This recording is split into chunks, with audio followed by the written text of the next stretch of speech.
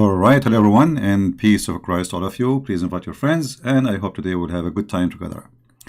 Before I start, I was going to go speak about a different topic, which is Muhammad promising Muslims to be rich more than 10 kings at least. But then I came here and I found some comments from Muslims, and I find it very hilarious. And as usual, the Muslims always they give me the good idea for the good topic, which means really I don't really prepare myself. I mean, as you see, I switch it in a second. So when I saw those comments from the Muslims speaking about how come Jesus is God, but he do not know the judgment day, I said that's a fair question, and it's a very good quality question actually. But the problem is, Muslims don't practice the same question on themselves. If I ask a Muslim, how Allah is God, but yet he do not know the judgment day, what he will do? You will see right away, he will flee, he will take a nap, he will start doing barbecue, he will start talking to his wife, but he will never give us the answer. We have a millions evidence from Muhammad's mouth that Allah do not know the judgment day. So the question here, as long the judgment day is a key point to prove who is God, who is not, how come you Muslims don't look at what is written in your books, which is proving not only Allah do not know where the baby is coming from, how the baby is made. I mean, your God, how your God will know the judgment day if you do not know what is in the woman's chest, to the point he thinks she have a sperm coming from there. So I find it really hilarious when a Muslim speak about that topic. However, let us talk about Jesus. The Muslim, they quote for you a verse where Jesus says, no one knows the hour but the Father, not even the Son. And we explained to them many times, you see, if you read the same chapter, you will see that Jesus, he know the hour. So what Jesus is talking about then? No one knows the hour. You see, the problem with Muslims, they don't know how to read like their prophet. All the chapter in front of you. And then shall appear the sign of the Son of Man in heaven, and then shall all tribes of earth mourn, and they shall see the Son of the Man coming in the cloud of heaven with the power and the great glory. And yet this person he do not know.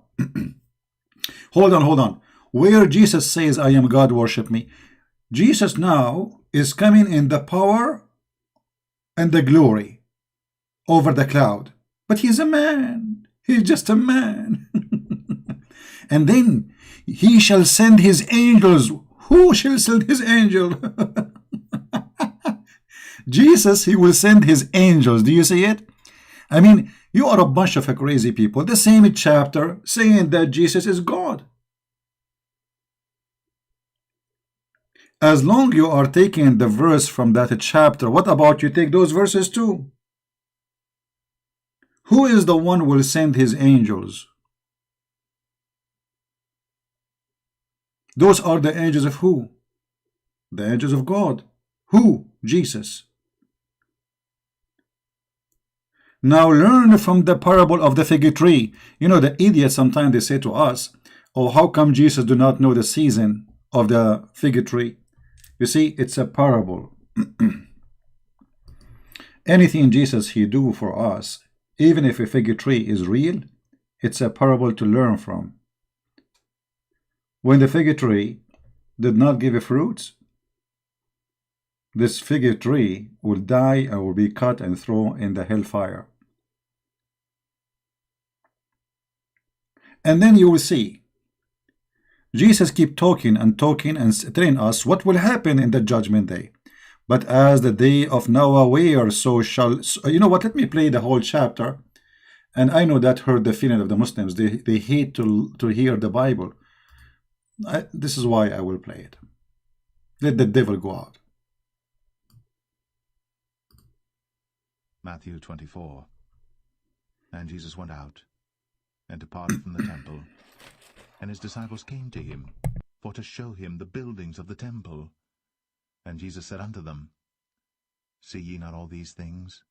Verily I say unto you, There shall not be left here one stone upon another, that shall not be thrown down. And as he sat upon the Mount of Olives, the disciples came unto him privately, saying, Tell us, when shall these things be?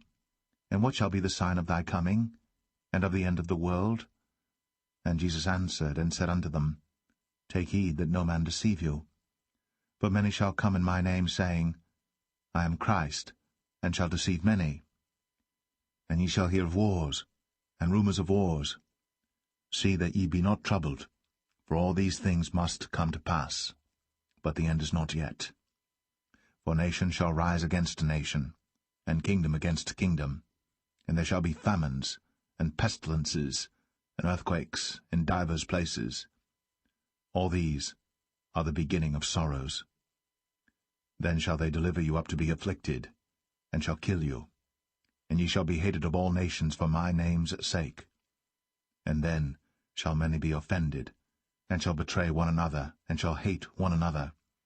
And many false prophets shall rise, and shall deceive many. And because iniquity shall abound, the love of many shall wax cold. But he that shall endure unto the end, the same shall be saved. And this gospel of the kingdom shall be preached in all the world for a witness unto all nations. And then shall the end come. When ye therefore shall see the abomination of desolation, spoken of by Daniel the prophet, stand in the holy place, whoso readeth, let him understand. Then let them which be in Judea flee into the mountains. Let him which is on the housetop not come down to take anything out of his house, neither let him which is in the field return back to take his clothes. And woe unto them that are with child, and to them that give suck in those days. But pray ye, that your flight be not in the winter, neither on the Sabbath day. For then shall be great tribulation, such as was not since the beginning of the world to this time, no, nor ever shall be. And except those days should be shortened, there should no flesh be saved. But for the elect's sake, those days shall be shortened. Then if any man shall say unto you, Lo, here is Christ, or there, believe it not. For there shall arise false Christs, and false prophets, and shall show great signs and wonders, insomuch that, if it were possible, they shall deceive the very elect. Behold, I have told you before.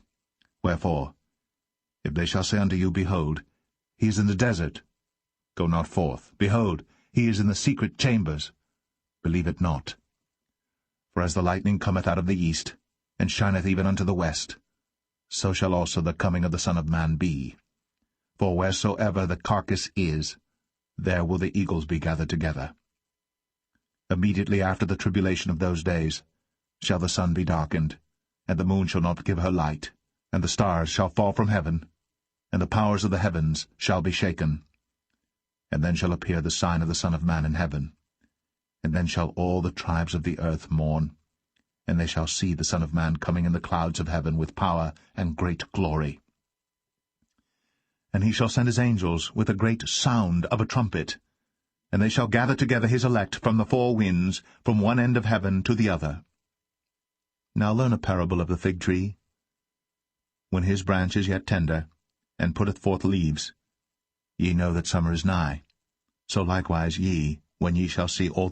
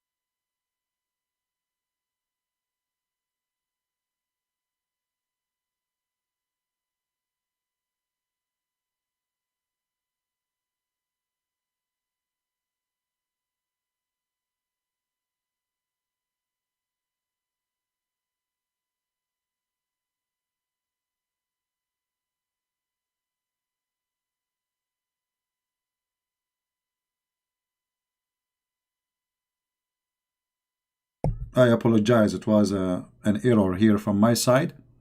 Oh boy, I don't know how this happened. Sorry, guys. Okay, I will go back to I was talking for a few minutes and you did not hear me. That's a mistake from my side, actually. Anyway, so I was saying here that the Bible is so clear. The Bible is so clear. The Messiah is telling us about things shall happen before the judgment day come. The same as the day of Noah. What happened in the day of Noah? What happened exactly? That there is a person who warn and there is people who don't listen. There is people who they became so much into sin, and there is one person who reject the sin. So in the city of Sodom and Gomorrah, if there was 10 righteous people left in the city, God will not destroy it. Just 10. Which means Judgment Day in Christianity is based in our sin, not in a preset date. In Islam, everything is a preset date. Even the urination a Muslim he do in the bathroom, according to Muslims, Allah he wrote in his book that Abdul, he will go to the bathroom, he will hold his private part and he will shake it 3 times. That is in Islam, my friend. So as you see here, Christ not only he knew the judgment day, Christ he knew how it's going to happen. But all what he's saying, that the decision is not for the Son of the Man to know, not in this earth now, because we have long time to go. And it's based on your sin. How faster your sin come, then the judgment day will come, and then the Father, he is the one who will make decision. However, you will see here that judgment of mankind is in the hand of Jesus the Christ, not in the hand of anyone. So when Jesus says, no one know the hour save the Father, that is his Father. Remember that. So how come you forgot that he mentioned the Father? And when he say no one know but the Father, he is not saying that he do not know the judgment day. He is saying that judgment day is a decision will be made based in your sin, which means the Father know when he will make decision, but that decision is waiting for your action, human being. The same as the day of Noah, as he mentioned in the verse. The day of Noah will never happen if people are not committing sin. But as the days of Noah were, so shall also come in the Son of Man. So he is comparing exactly, literally, between what happened with Noah and his people and the coming of Christ.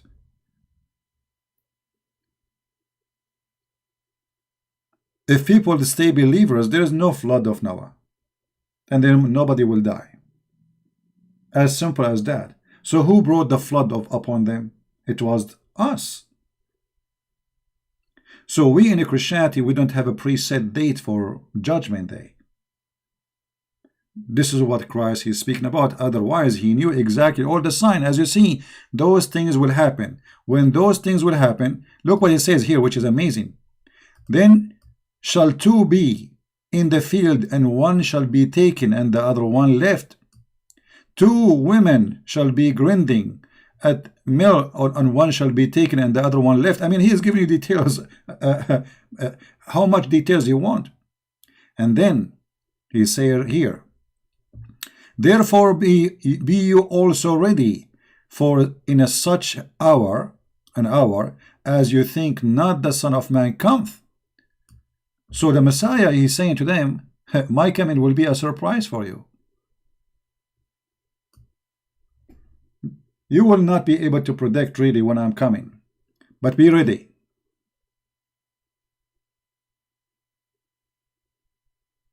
Be ready for my coming. And yet you are saying to me, Jesus, you do not know the judgment day.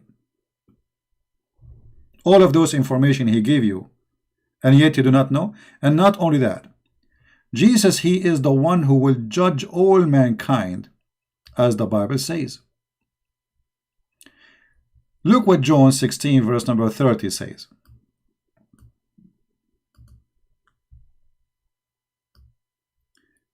Now are we sure that thou knowest all things, and needest not that any man should ask thee. By this we believe that thou comest forth from God. What is proving that Jesus is the Son of God who is coming from God, which means God who is coming in a humble human being flesh. He knows everything. So the Bible is a book, my friend. It's not a verse you quote and misquote as you wish, as you play always. Jesus, he knew all things, and this is all over the Bible.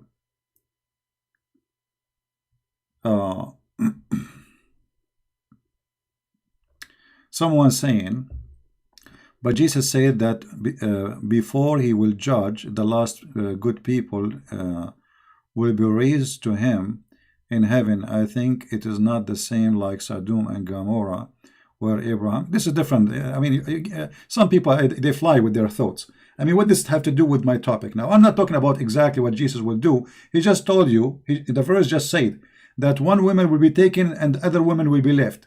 A man will be, two men in the field, one will be taken and one will be left. Look like you are not focusing and you are not listening. I'm not saying the same as Sodom and Gomorrah will happen. I'm saying if there is 10 people left in Sodom and Gomorrah, the city will not be burned. So drink some coffee before you talk, which means that judgment day will not come if not the whole earth is corrupt. Are you getting the point? So when God will do judgment day is not a preset date. It is based in our action. The faster we are corrupt, the faster we are doomed, the faster the judgment day will come. So stop comparing in a silly way. Not thinking, you need to, you Muslims, the problem, Muslims, they think about Christianity as if they are talking about Muhammad. Christianity is not Islam. In Islam, everything is a preset. As an example, even when you use your private part, it's a decision made by Allah. Let me show you. And this is shown as the stupidity of the cult of Islam.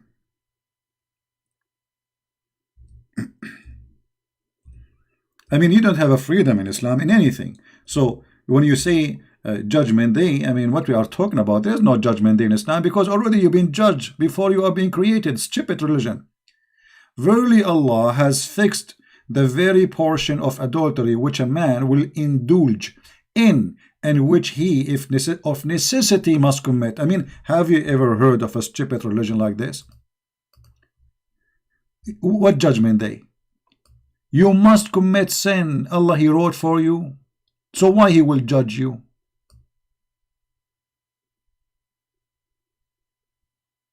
You know what I mean? I mean, what is the judgment? Do you Muslim have judgment day? I mean, judgment day in Islam is the most silly, stupid thing. So Allah, he make you commit sin and then he will judge you for the sin he made you commit.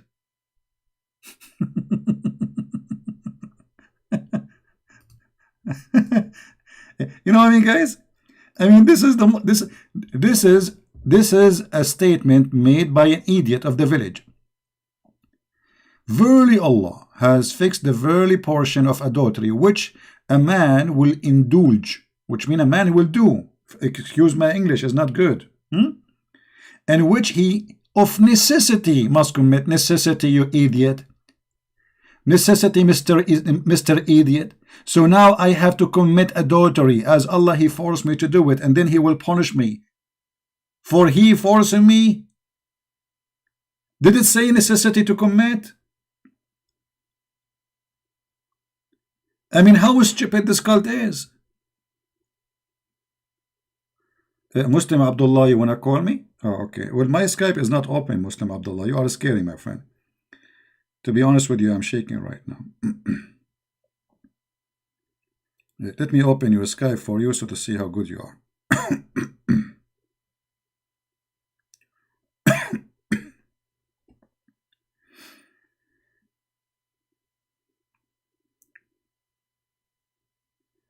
We are always scared from Muslims, to be honest with you.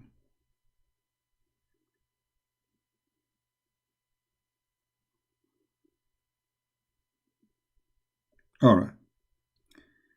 I will log in Skype and let us see Mr. What's his name? Muslim Abdullah.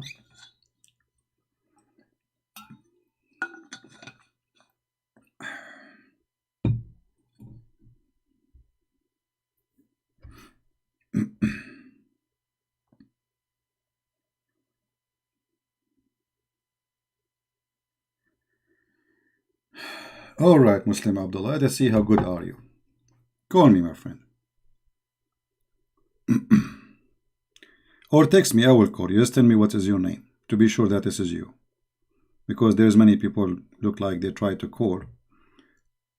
So to be sure which one is you.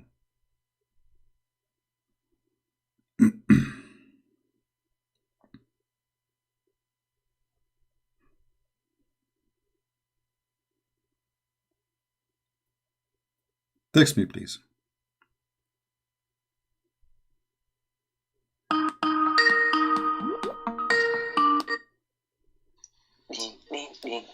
Yes. John 20:17. Go ahead, my friend. You are live on air. Go What ahead. does Jesus say? John 20. My God, your God. What does he say? Okay, my God and your God. What does that mean? I have three options for you. Either you accept Jesus is not God, or you accept God has a God, or you accept that the Bible is corrupted.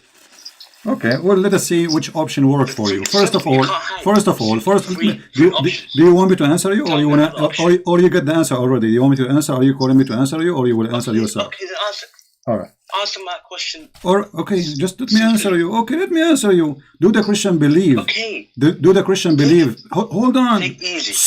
Do the Christian believe in God the Father, God the Son, God the Holy Spirit? Sorry? Do the Christian believe in God the Father, God the Son, God the Holy Spirit? Then that verse contradicts your No, I'm asking you yes or no. Either you say yes or you say no. I'm sorry. You believe the Bible is 100% true, don't you? Listen. Absolutely. I just answer you you. believe the Bible You see, 100% true? I corner you in a second, and now you are trying to change the topic. Does the Bible teach that we believe in Bro, God the answer Father, my God the Son, God Do the you Holy believe Spirit? the Bible Please is answer. 100%? Don't change the topic. You ask me a question. Let me get you busted. So God the Father, you God the believe the Son, Bible God the Holy 100%? Spirit. Simple Is question, Jesus yes or no? says Yes or no? Please did Jesus says that he is obedience to the Father? Please answer that. I'm answering you. Did Jesus say in the Bible that he is obedient to the Father? I don't know. Did he? Yes, he did, and this is why he said, "My God and your God," and you got busted. And now I'm going to ask you: Please, okay. don't use the F word, idiot, filthy coward. Don't use the F word. Okay, I'm not relax. Why you are using the F? Why you are using the? Why you are using the F word? Why you are using the? Why you are using the F word? Now listen. Do your God know the judgment day? Do your God have the? Shut up! I answer you. I answer you about your question. It's my time to ask you a question, please. To the Jews, Can I am a Jew. To you, I am you. To the free man, I am a free man. To the slave, I am a slave. Thank you very much. What? You are what? Tahiyya in Christianity. Potato. Are you going to hang up now? No, I'm not gonna. I'm asking you in front of me. I have a hadith. I answered you. I have a hadith about your God. Let me talk. You see, they say I hang up on Muslim. He will not let me talk. Simple question. Look. Okay. He's like a machine. I believe. He's like a machine. He's like a machine. Are you going to let me? Are you going to let me talk or no? Please answer this question. I answer you already. It's my time. One question from you. One question from me, please, if you don't mind. If you don't mind, you ask me a question. You ask me a question. It's my time to ask you a question. Please be a man. Is that okay? Please. Okay. Do you believe Jesus is God? Okay. I just answered you about the first question you asked me. It's my time now to ask you a question. Can we do that? Can we do that or no? First, clarify. You see, my friend, Jesus not only my God, he is your God and the God of Muhammad, and Muhammad will kiss his shoes, and Muhammad will be judged by the shoes of Jesus. Now I answered you. Now Can you please answer me? Can you answer me about this? How your God control your penis and he make you commit adultery and then he will punish you? For, how your God will punish you, you idiot? Are you going to keep talking? Shut up. The Bible is exposing you, Christian. The Bible is exposing you. You are a coward. You will not let me talk. This is the whole story, isn't it? Alhamdulillah. Okay, I'll let you talk. Okay. That question. It says here, it says, I answer you already. I say it. Verily Allah has a fixed portion of adultery which a man will indulge. My father, your father. I answer you about that. Are you stupid? Are you going to repeat the same question again and again? Are you stupid? Okay. So how your God, listen, coward potato, how your God will force you. How your God force you to commit adultery and then he will punish you for committing adultery. Explain to me. You're deflecting. No, I'm showing you the hadith in the screen. It's in front of you. Allah has fixed the very portion of adultery. I answer you about your question. You are stupid or what? How many times I can repeat? I did. I said to you, Jesus said that he is obedient to the Father. Jesus said, my God and your God. For Jesus, he teaching us that there's God the Father, God the Son, God the Holy Spirit. Now you have to answer me. What kind of listen? No. Hold on. You can reply. You did reply already. You are a potato. Are you scared for me to reply? No, you will reply. Hold on. I will let you reply as much. I promise you. I will never hang up on you. But one question from you, one question from me. Otherwise, I will hang up on you. One question from you, one question from me. Either you say yes, or I will hang up on you. Okay. Why you running away? Well, I answered you. It's my turn, my friend. It's my turn to ask you a question. The same way you asked me, I answered you. Now, how your God is ordering you to commit adultery and he's forcing you to do it, and yet he will punish you for doing adultery. The mic is yours. Go ahead. Read the hadith, please. It's in the front of you. Read it. Are you blind? Okay. Let me research. Well, say again. What do you mean research? The hadith in the front of you. The hadith in the front of you on the screen. Tell me the source. The source, it is Da'if hadith. I said where what book? It's a book of Da'if. Book of Da'if. Huh? The book of Da'if. Yes, book of Da'if, hadith number what does Da'if mean? Hadith number this is the name of the book, the Da'if hadith. The book of week. Yes, the book of Da'if hadith, yeah. Da'if week. Yeah. It's weak. Listen, I'm showing you the hadith in the screen. Please read it and answer me. What me. do you want from me? It said book of Da'if. Yes, the book of Da'if. You are getting exposed by the hadith itself. Well, why you don't answer me? What kind of God he forced you? What kind? Read the hadith and then we will see what book it is. Read the hadith first. What does Da'if mean? Please, what does Da'if is you, like your God. Your God is Da'if. Your God is weak. Your God is a weak God. We know that. Now this is the question. Why don't you tell your ignorant friends? Listen. Why you will not answer? Why you are avoiding the answer? Why you are avoiding the answer? You are in trouble, right? What kind of God? What kind of? Why don't you say that? What? Why don't you tell them that it is a Da'if hadith? I just told you. I told you this is Da'if hadith. You're telling me right now because I told you to give me the source. Okay, and now are you going to answer or not? It's a Da'if hadith. So? What do you want from me? So if it's Da'if, it's not accepted? It's weak. So you are saying the one... Most likely it doesn't... It's weak. It's most likely false. It's false. Okay. It's weak. So it's false, guys. Here we go. Okay. Well, this is Sahih hadith. This is Sahih hadith. You idiot. I got you busted. You are a stupid idiot, and I got you busted. This is Sahih. This is Sahih Muslim. This is Sahih Muslim. This is Sahih Muslim. Hadith number 2657. Sahih Muslim. Hadith number 2657, and you are an idiot, and you got busted. Now, what kind of God he is going to make you use your private part and commit adultery, and then he will cut it for you for using it? Bismillah. Answer. Has fixed the very portion of adultery. Yeah. What happened? Are you in trouble? Okay. So what's your point then? My point is Allah will force you to do adultery and then he will punish you for adultery. How does... okay, listen. The very portion of man adultery commits. if the portion of adultery a man commits. Okay, what's your point? I just told you. Are you going to repeat the same question again? What's your point? What's your point? What's your point? What's your point? What's your point? My point is, let me repeat my point. Let me repeat my point to a slow Muslim. Does it say we have to commit? My point. It says he must commit. Are you blind? He must. I'm sure I'm not like you, innit? Where does it say? It says here, he of necessity must commit. What does necessity? Which of necessity must commit. Allah will force you to do adultery. He wrote for you a portion of adultery. Simple English. The person that is necessity means the person that he's going to commit it.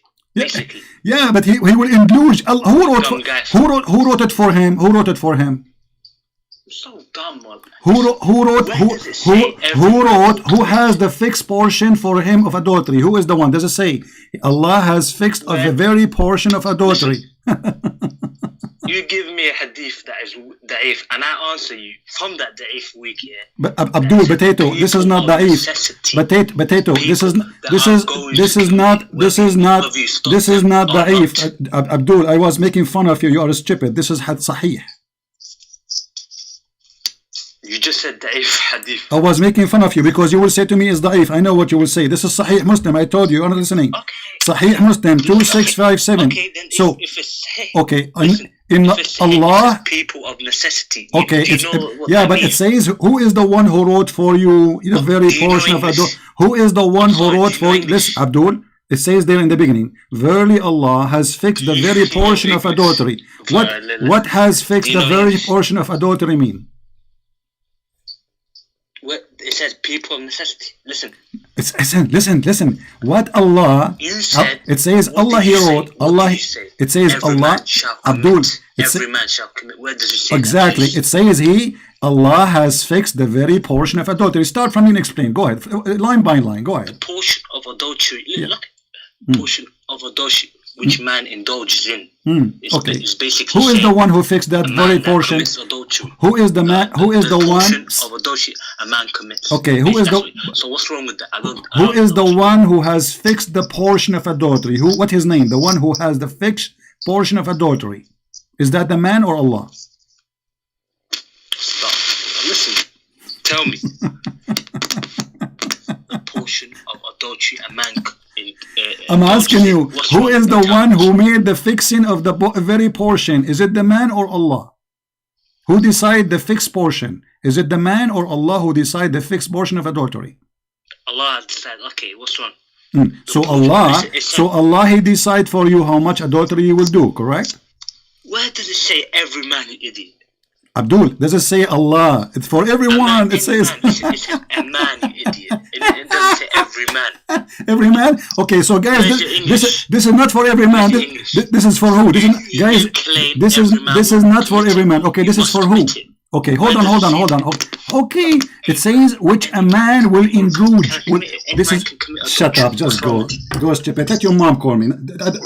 I don't want to talk to kids. What a stupid potato. I thought you are a man, you are a kid, you want to just shout and make me lose my voice. We got you busted. Coward like your prophet. Any donkey in the world can read English, he understands clearly. Allah has fixed the very portion of adultery, which a man will indulge, any man. This is not for a specific man, so don't play games. You are a coward like your prophet. So what judgment day? So Allah will make you do adultery and then He will punish you in the judgment day for adultery? What a stupid God. And just to show you how stupid you are, the second I say da'if, you get lucky. It's da'if. This is da'if. Da'if. It is not da'if, you donkey. I was trapping you because you Muslims are not honest. I say to you sahih, you say da'if. I say da'if, you say sahih. It doesn't matter what I say, you will say the opposite. We know the game.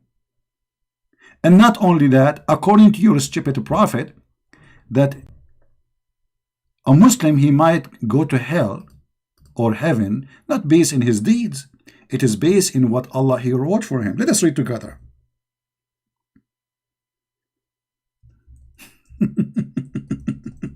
My God and your God.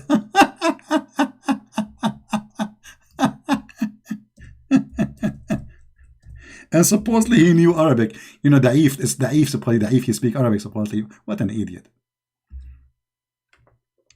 Look what your prophet's saying, my friend. You Muslims will go to hell no matter what you do, or heaven. It is written for you. How stupid this cult is. And by Allah, a person among you, or a man. Oh, he said a person. Huh? He said a man. Which man? If I'm speaking to this guy now, he would say, which man? Which man? Any man? Man? Man? It says a man. A man. Man. Not every man. A man. May do the deeds of people of the fire, that there is only one cubit or an arm breadth distance between him and the fire. If. The person is doing the deed of hellfire, and almost there is 1 meter between him and the gate of hellfire. And what will happen then? But then that is written, which Allah ordered the angels to write. Please proceed. And he does the deed of people of paradise, and he enter paradise. I mean, what a crazy cult. So look at this donkey, who they call him God. He will force you to do deeds, which either bad or good. And the deed he forced you to do will take you either to hell or to heaven.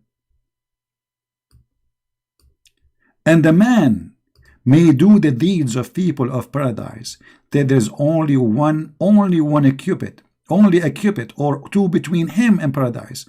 And then that writing proceed, and he does the deeds of people of fire, and he enter it. What a stupid cult.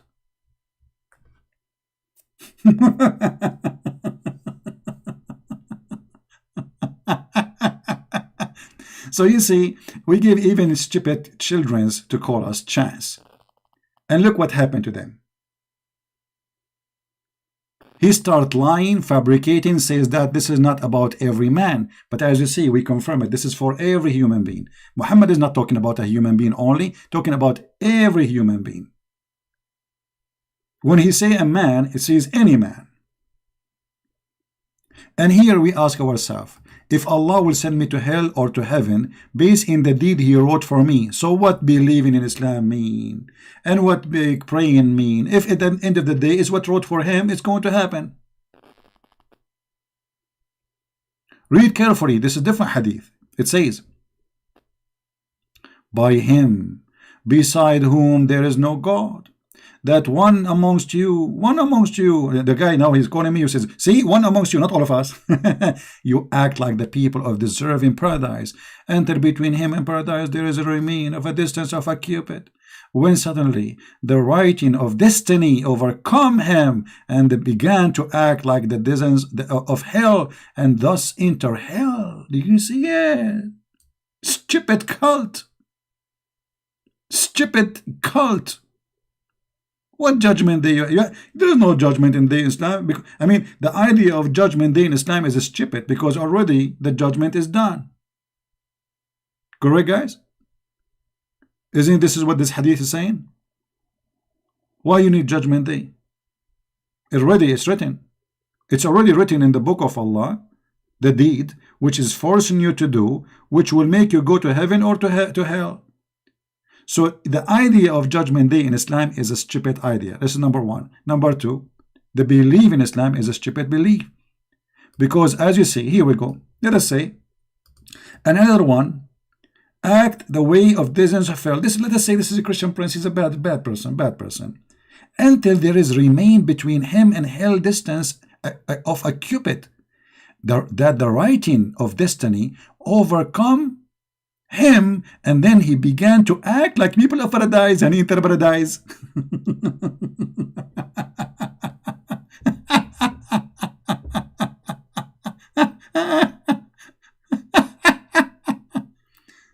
I said Da'if, you stupid, CP. Yeah, I said da'if because he will say to me, if I will say to him the hadith da'if. This just to show people how Muslims they play game. The second you say to them da'if, they think they find like okay, da'if, we love it, we don't like it. It's rejected. Da'if. First of all, the word da'if does not mean rejected, you're liar. Da'if, it means it has a rank and it's accepted. This is why they call it da'if. Da'if, go and watch the video of Imam Hamza, Sheikh Hamza. He says to you, those who say that they come with the da'if, the da'if argument, they have weak hadith, they come with weak argument. For weak hadith, it pass. It did not flunk. Go watch your sheikhs making fun of your stupidity. So the second I say to you, this is da'if, you love it.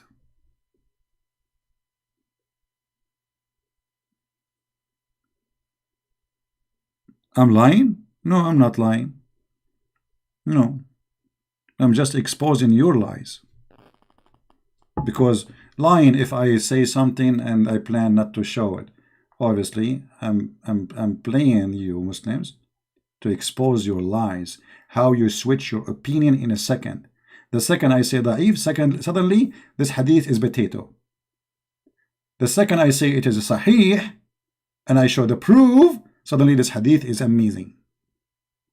So a moment ago this hadith is garbage. A moment after the hadith is correct. It's good. And it's perfect. There's no mistake there.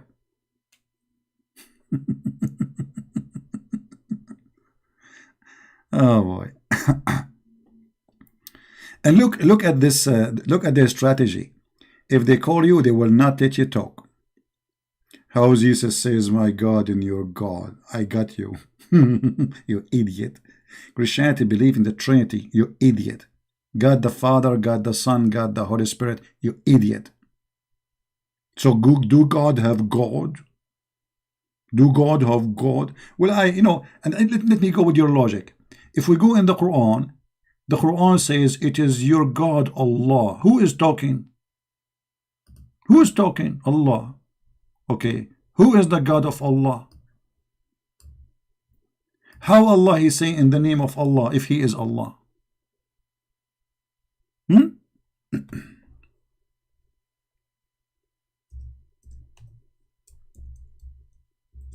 Let us see some jokes in the Quran.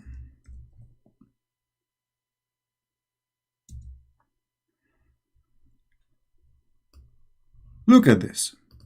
Allah says, I'm using the Indonesian translation. Let us switch to English.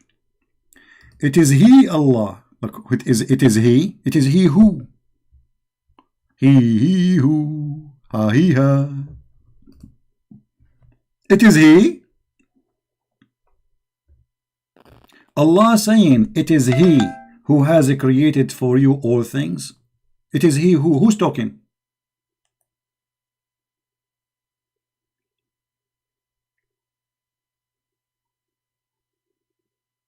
Who's talking?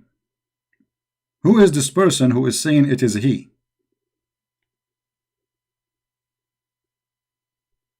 Anyone can tell me? It is He. What a crazy cult. Oh, this verse is da'if too.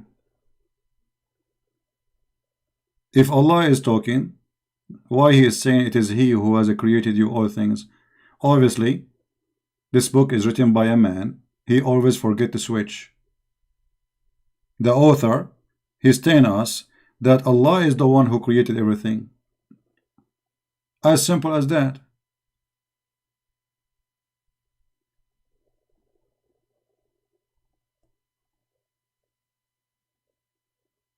Do we have any Muslim? He's a little bit decent. He would like to call me and he will not screen or he will let me talk.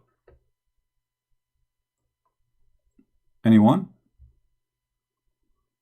Any Muslim have little decency to let me at least talk? I mean, it's my program. They will not let me talk.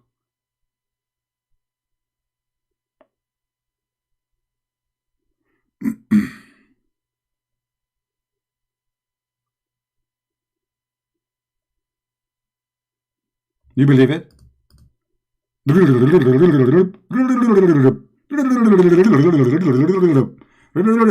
know, the reason they will not let me talk because they are scared. Like when Mimi Hijab, he said to the Muslims, do you want me to debate the Christian Prince? The Muslims, they believed him. They thought we are going to debate. The second we called him, you know, Christian Prince, play this video, mute him, shut him up. They will not let me talk. Cowards, potatoes. Where is the debate?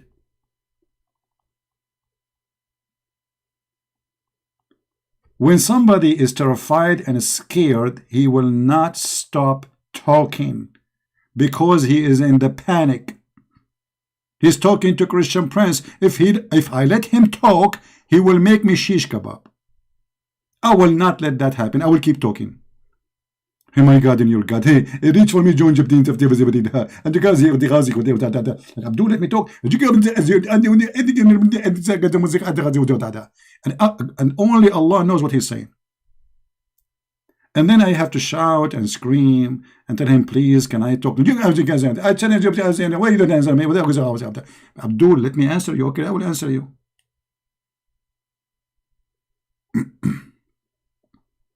Tapi, we don't want to change the topic now. Today's topic is about the Judgment Day. Let us go back to the Judgment Day. If you are a Muslim who speak nicely, you can talk as much as you want. Yesterday we have a Muslim lady, the day before, she spoke for me like 2 hours. Right? I let her say whatever she wants. Just speak nice, let me talk, you will talk, and everybody will listen. As simple as that. Well, Abdullah, we are scared of you because you are a radio machine. You will not let me talk. You are a potato. I want an adult. I don't talk to kids. You prove to me that you are not an adult. Look how many lies you said to me. Anyone is watching, he will laugh at you. You said this hadith here is not about every man. It's about a man. And you said to me where it says that Allah will force you. We showed you second hadith, which is saying clearly that you must commit. It's a destiny. It's a destiny. You have to commit. Do you see? Do you see how many hadith I have against you? So you are a potato. There's no point of speaking to a kid who just want to shout and scream. I'm not a kid. You see, I speak to kids in your age because your age is not really the age of years, the age of your brain. So I'm not a kid to speak to someone with your brain who will not let other people talk. Learn the manner first. You ask a question, I give you the answer. I ask you a question, you answer me. And when you try to lie, people will laugh at you.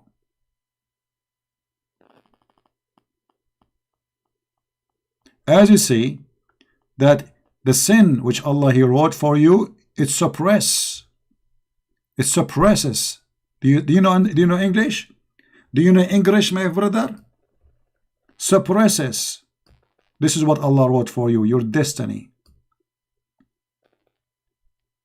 It's not a choice. And then that has been written by the angel, surpasses. And so he starts doing the deeds. Do you see it? So the surpasses will happen, which is what? The order of Allah.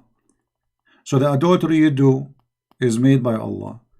Let me show you what happened to Adam, just to show you how fool you are. How Adam he commits sin? No, Adam did not commit sin according to Islam. Allah forced him to commit sin. Let me show you.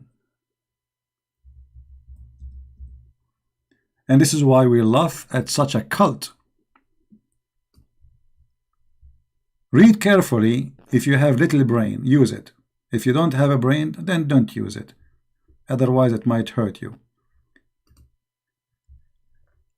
Adam and Musa, they have a debate according to the funny Muhammad. He said, the Prophet said Adam and Musa argued with each other. Musa says to Adam, "Oh Adam, you are our father. who disappointed us and turned us out of paradise. Here we go. Moses is a Christian, believe in the teaching of Christ, original sin. And this is a proof that Muhammad is a fraud, because the Muslim, they claim that Moses was a Muslim. But yet now Moses in heaven debating with Adam in heaven, and Moses, the prophet of Allah, he don't understand that original sin is wrong in Islam. Have you ever heard of a stupid story like the story of Muhammad? Are you listening, guys? The story here proved to us that the Muslim argument that Moses was a Muslim is a big bust to Muhammad. We got him busted and we kick him in his bum. Moses here believe in the original sin. Obviously Moses cannot be a Muslim, because whoever believe in the original sin, he is obviously Christian, or taking his teaching from Christianity. So how Moses is a Muslim? Moses is a Muslim. You're right. And then Adam said to Moses, Moses believed in the original sin. He said to him, "Oh Moses, Habibi, Allah favored you with his talk, Habibi, and he wrote the Torah for you, Habibi, with his hand, Habibi. Do you blame me for an action which Allah had written in my fate 40 years before my creation, Habibi?" I mean, have you ever heard of a stupid story like this, Habibi? So Adam, he been forced to commit sin, and his sin was a destiny, was a fate for him 40 years before his creation, Habibi.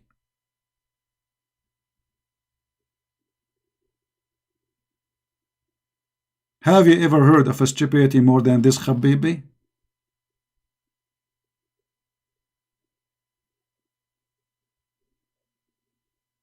So when this liar, he deny, he say, "No, we don't believe in that, we get you busted. You are the same as Mimi Hijab, who said to David Wood, he says, Allah has part. Who said so? Who said so? Allah said so. Muhammad said so." So we have no time for stupid talk, my friend. We spank you and we take you with some meat and we throw you as bones. And everybody now, you are the one who used the F word, you filthy. You are talking about insult? Guys, did he say the F word to me? A person calling to debate and to defend Allah, he used the F word. Well, obviously you are speaking about the F religion. Because if you are not from the effing God, you will not use the F word in your debate. And you are talking about insult? After less than 60 seconds from you calling me, you use the F word. Not even 60 seconds. This is how much it hurt.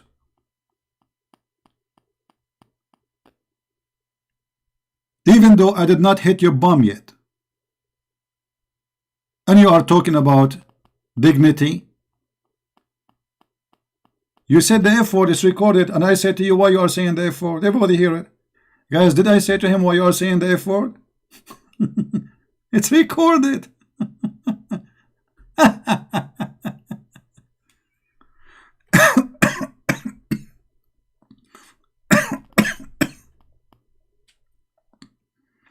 Provide evidence, you idiot. It's recorded. It's in the video here. After we finish, people will hear it. No sound? Oh, look like I have a bad broadcast. Oh boy. All right. Is it better now? Is it better now? Yeah, sometimes we have a slow connection. Sometimes, not always. Is it coming? Are we good? All right. And anyway, you know, for me, I just get you busted, and we prove you that you are a liar. You said that the hadith does not say that every Muslim man, he shall commit sin, and this his sin is written by Allah. And as you see in front of us, we are showing reference after reference, proving that you are nothing but a liar.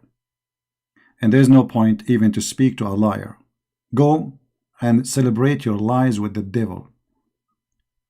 The hadith is in front of us is clear from any games. Your prophet get you busted, not me. So when you try to defend by lying, people are laughing at you. If we read the hadith again,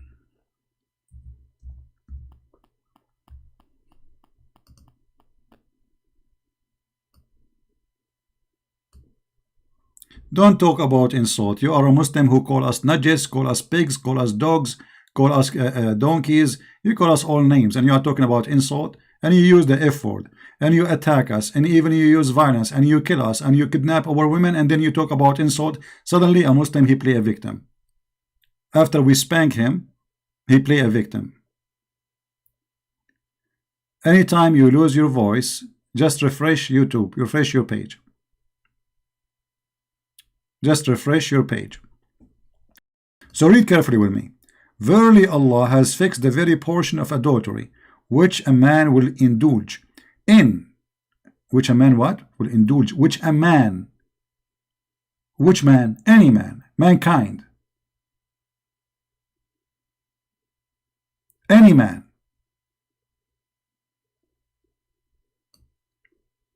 So when you lie and you say this is not what it's saying, we are laughing.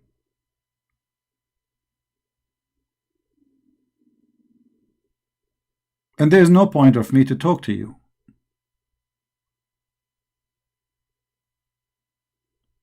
You will not let me talk.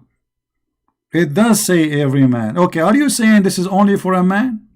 Okay, I will go with you just to show you how stupid you are. Guys, it is a man, not every man. Okay, why Allah will write for a man the adultery he will do as destiny? I will go with you just to show you how stupid you are. What kind of God he will force a man to commit adultery? Okay, Abdullah, you see, obviously your IQ is extremely high, and this is why we could not understand you, my friend. Let me take a screenshot of your words so everybody will laugh. Selfie with Abdullah. Guys, it doesn't say that CP. What? It doesn't say that CP. It doesn't say what? It doesn't say every man CP. It says what then? It says a man.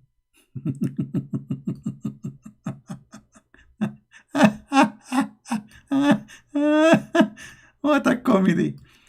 It doesn't say every man. Okay, hold on. So are you saying that Allah, he don't do that to every man? What's wrong with Allah? Is he all justice or not justice? Because if he don't do it to every man, that means Allah is not a justice God. Are you okay? Allah, he make certain law for one man in the world.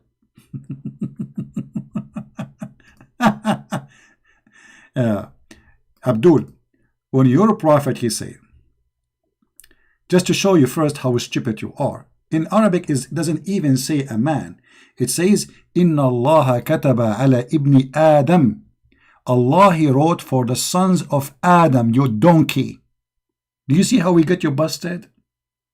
So you play a game, and you go left, and you go right, and you go up, and you go down, and then we spank you with no mercy. Does it say the son of Adam, you idiot? Who is the sons of Adam? Obviously not you, because you are a son of a donkey, maybe. Are you son of Adam or a son of a donkey? If you are a son of a donkey, then you are exception. The hadith isn't about you. If you are a son of Adam, then this hadith is about you. Do you see how stupid you are, Abdullah? Are you there, Abdullah? Abdullah, are you there with that? I'm not insulting. You are the one saying to me, just get out of here, man. Get out of here. Let your daddy come back. You get busted, and this is recorded, and people will, you became famous, my friend. This video, I want you to download this video, put it in the channel. Tell them I called Christian Prince, and look what happened. Don't come here again. We want adult. So look how they lie and they try to manipulate the story, to cover the story and to cover the shame of their God. The God saying that in Muhammad, that the son of Adam will commit sin, not just a man. This is translation saying a man. In Arabic it says, you know what, let me do this, just to show this idiot that we don't lie like him and like his prophet. We don't, we are Christians. Here we go.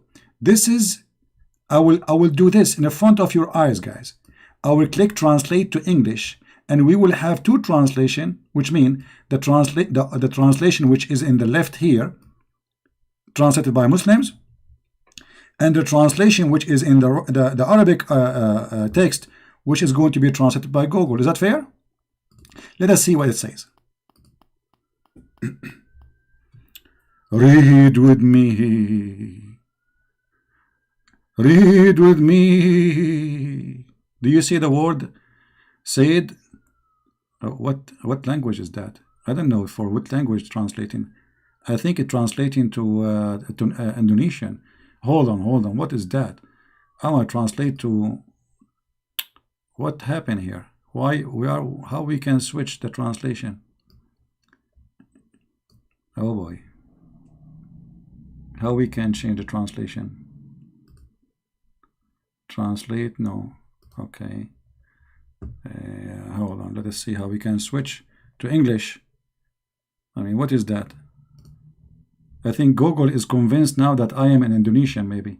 Or hold on. Here, maybe. Okay, translation option. Okay, original. Translate option. Change language. All right. Unknown page. Translate language from Arabic to English. Okay, let's see here now. Maybe now it's going to work. Hold on.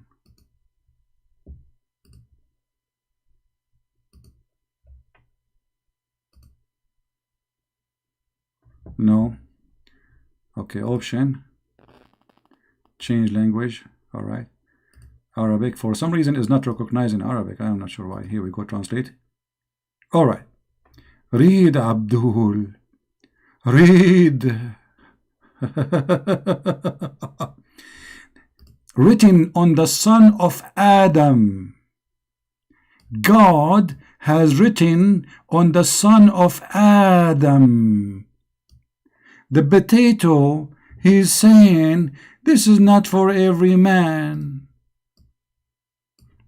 So when your prophet says the son of Adam, he don't mean every man. What he mean? Every duck?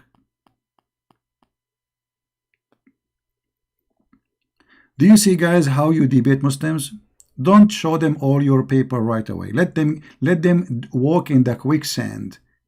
You know, a Muslim, when he call me, he's like a duck. He start like with her legs and start walk.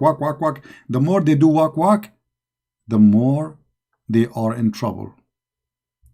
And then at the end, show them what is enough to destroy all the delusion they try to build to defend their God.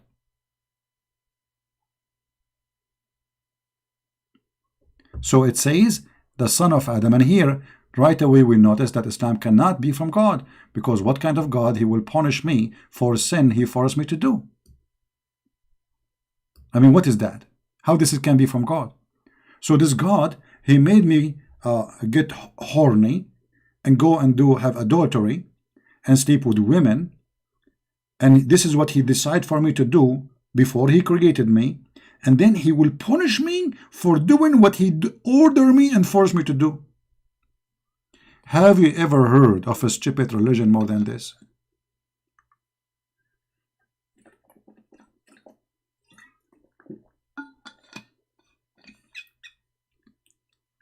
This is how we do it. If you are a Muslim would like me to call you, please text me. I will be happy to call you. But please take into consideration. If you want to talk to me, let me talk. You see, we are not like Muslim channels. We will not let you talk. We will let you talk as much as you want. Just let me talk. I mean, it's a conversation. It's not a person calling to shout. So if you are going to call me to force me to shout and scream and ask, please, can I talk? I mean, it's my program, and yet you Muslim, they will not let me talk because you are terrified. I understand.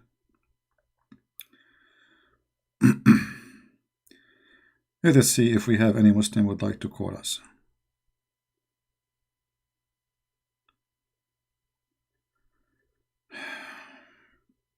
I hope people will stop sending me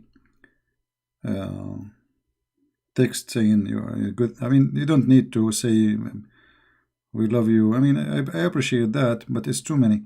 The Prophet had several children from his first marriage to Khadija, and even he had son named Ibrahim.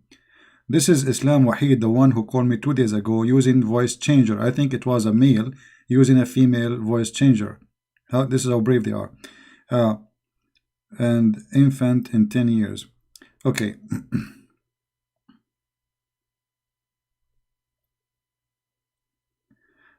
Islam Wahid, the one who called me 2 days ago, saying that the Prophet, he have kids from Khadija. None of the kids of Khadija are his kids. Khadija, she was married to 3 men before him, 2 men before him at least.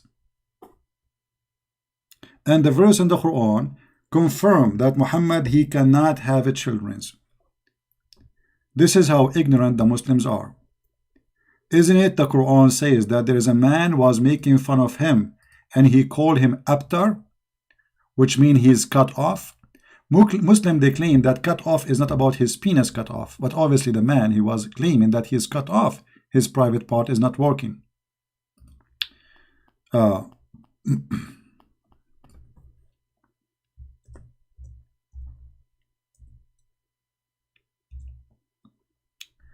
Chapter 108, a verse from the Quran, is speaking about something very silly, very stupid. It cannot be from God. It is from Muhammad, who been insulted by a man who was making fun of him because his private part is not working. And look at this verse. I mean, have you ever heard of a chapter is 3 verses? That's it? Can't you make it longer, bigger, taller, shorter? What is this? 3 verses? Quran 3 verses? What happened? Allah is out of words? Then we gone to the fount. What fount? Fount of water. What is that? What kind of water? Al-Kawthar. What Kawthar? It's a river. What river for what? I mean, look at the connection between the verses. They're stupid. Therefore, to the Lord, turn into prayer and sacrifice. Why Muhammad needs to sacrifice for what? What is this? What the relationship with giving you a river and then pray to Allah and sacrifice, and then the one who say that you are cut off, he is the one is cut off. Anybody understand anything? So look what we have in the verse. We have a river, we have a sacrifice, and we have a cut off. What is the relation between of them? How this can be from God? A man, he accused him that he is cut off, his penis is not functioning. Allah, he is making a chapter to say to the man, no, Muhammad, his private part is working fine. And giving Muhammad a river because he was insulted? What he would do with this river? Is that Pepsi? Is that a sperm?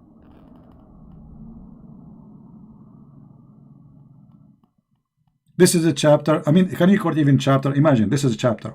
Chapter 108, 3 verses.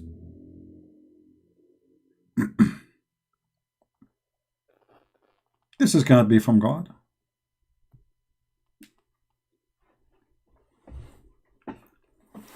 And then the Quran says that Muhammad was not the father of any of your children or your men.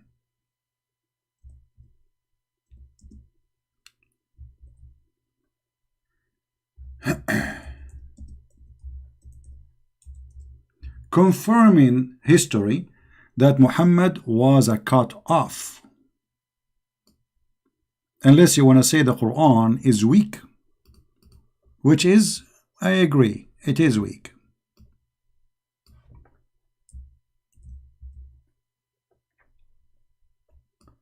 Muhammad, after having sex with all those women, how come he could not have children?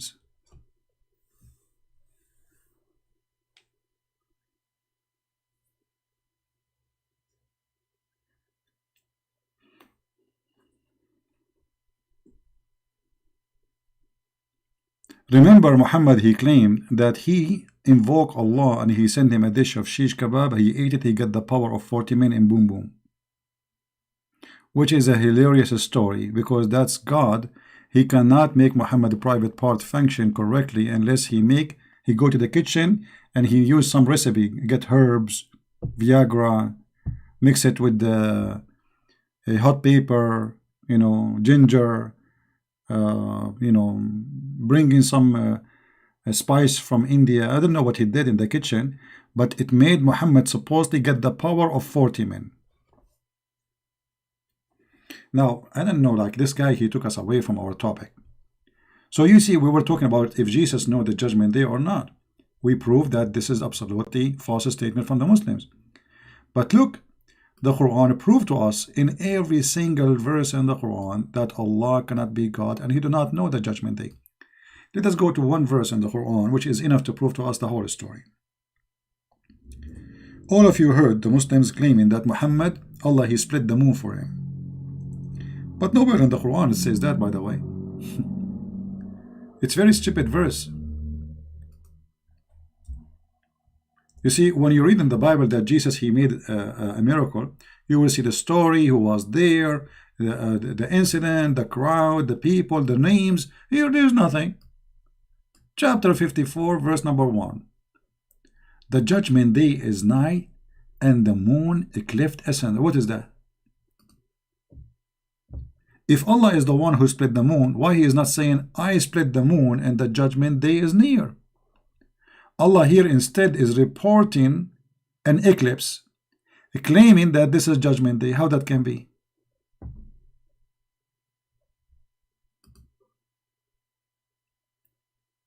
You know what I mean? Do you see it? And the one who is saying to me, go back to Egypt, Copt, don't worry, we are going to go back to Egypt and we will take it back. This is the land of the Coptic, we will have it.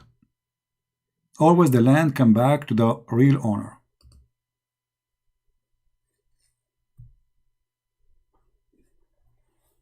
And actually, even your prophet, he said that the Christians will control the land, unless he's a false prophet. How that can be? This is a prophecy made by Muhammad God 1400 years ago, and until now the judgment day did not happen. Do you see it?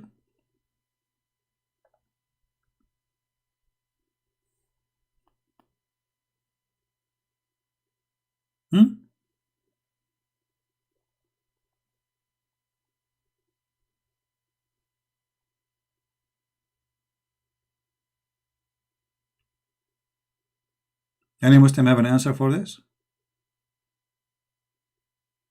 How the eclipse became the judgment day sign?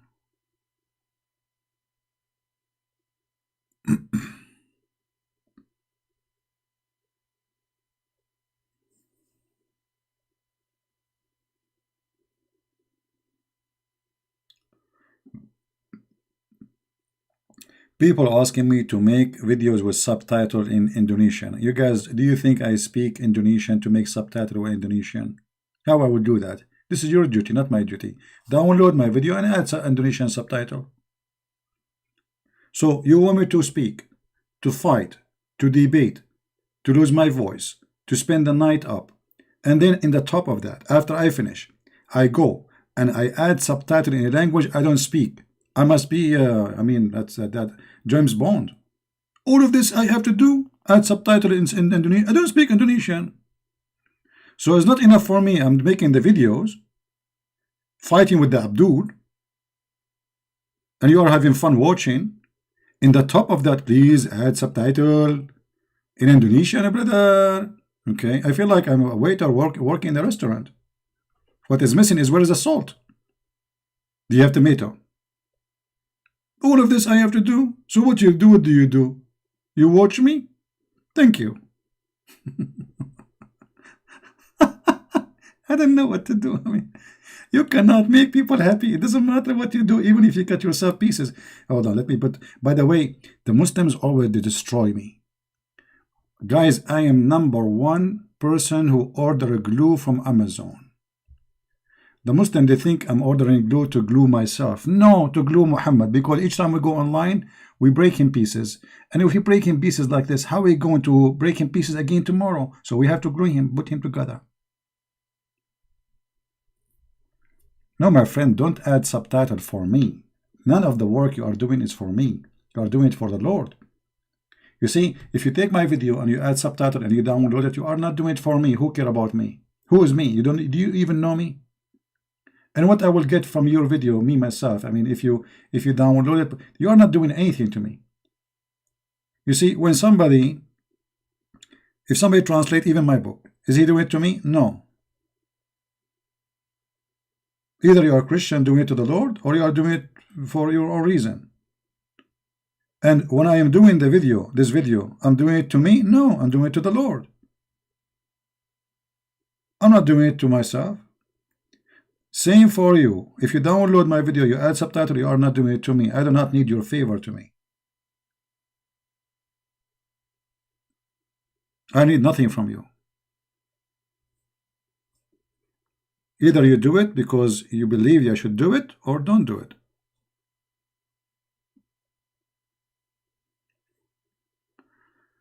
All right.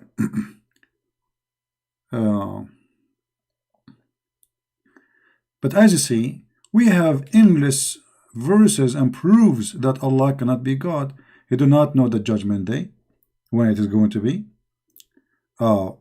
He do not know. Okay, hold on. If we ask the Muslims now, how many prophecy Muhammad he made about the judgment day?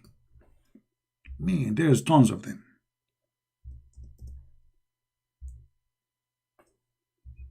Each one of them is hilarious.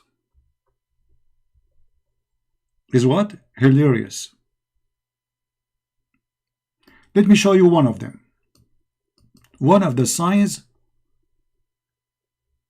of the judgment day.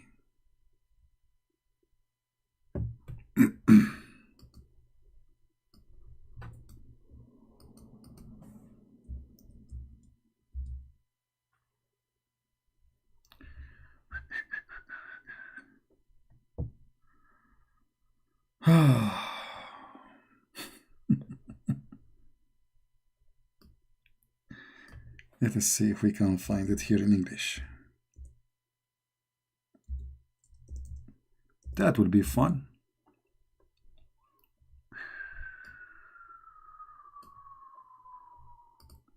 Let me show you this one. Oh, hold on. They will say to you, this is da'if chain, brother.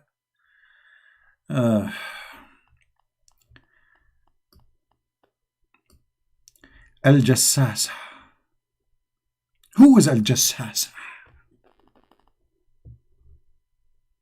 Al-Jassasa is a beast, but she is a woman. She have a long hair. She live in a castle, in an island in the middle of the sea. Really?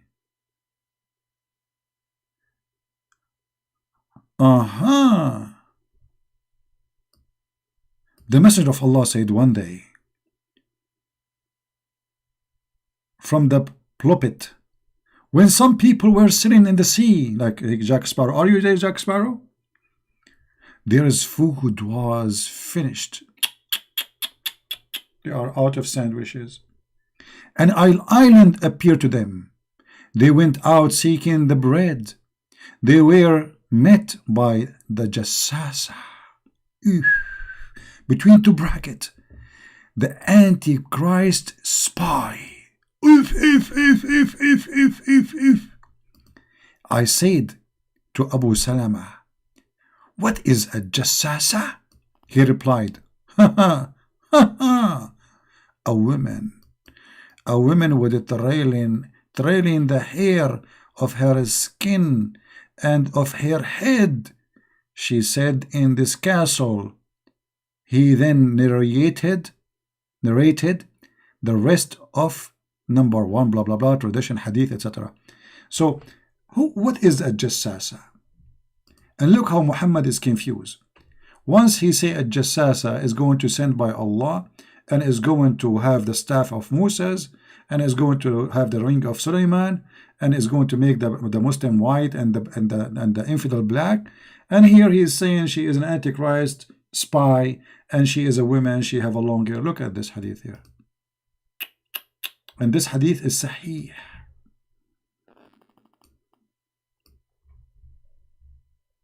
The message of Allah. One delayed the congregational night prayer. Why he delayed it? Isn't it the prayer is important? No. He came out and he said, the talk of Tamim ad-Dari, the guy, his name is Tamim, he told him a story. Muhammad, you believe it? It's from God. That's it. And then he said, speaking about an island in the sea, all of a sudden he found a woman who was trailing her hair. He asked, who are you? She said, I am the Jassasa. Go to that castle. So I came and I found a man who was trailing his hair, chained in iron collar, and leaping between the heaven and earth. This is in the castle of Dracula. I asked, who are you? He replied, I am the Dajjal, the Antichrist.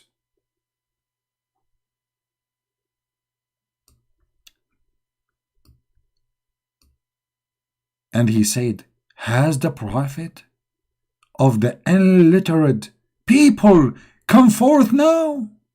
I replied, yes. He said, have they obeyed him or disobeyed him? I said, no. They have obeyed him. He said, that is better for them.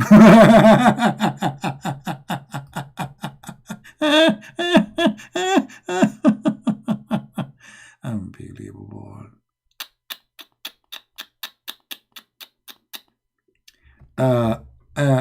Ahil, how are you? Ibn Farouk, are you a person who is born again cult invented in the 950? Farouk, you are an idiot, a donkey, because the Bible says, which is written 2,000 years ago, about be born again, you idiot. So what 1950? Don't you know that the Bible speak about being born again Christian, you idiot? And this is a book written 2,000 years ago, potato. You are a follower of a cult. Focus with me with the Jassasa now. Here we go. The Antichrist is in jail in the castle of Dracula. And you're a prophet saying that this is a true story.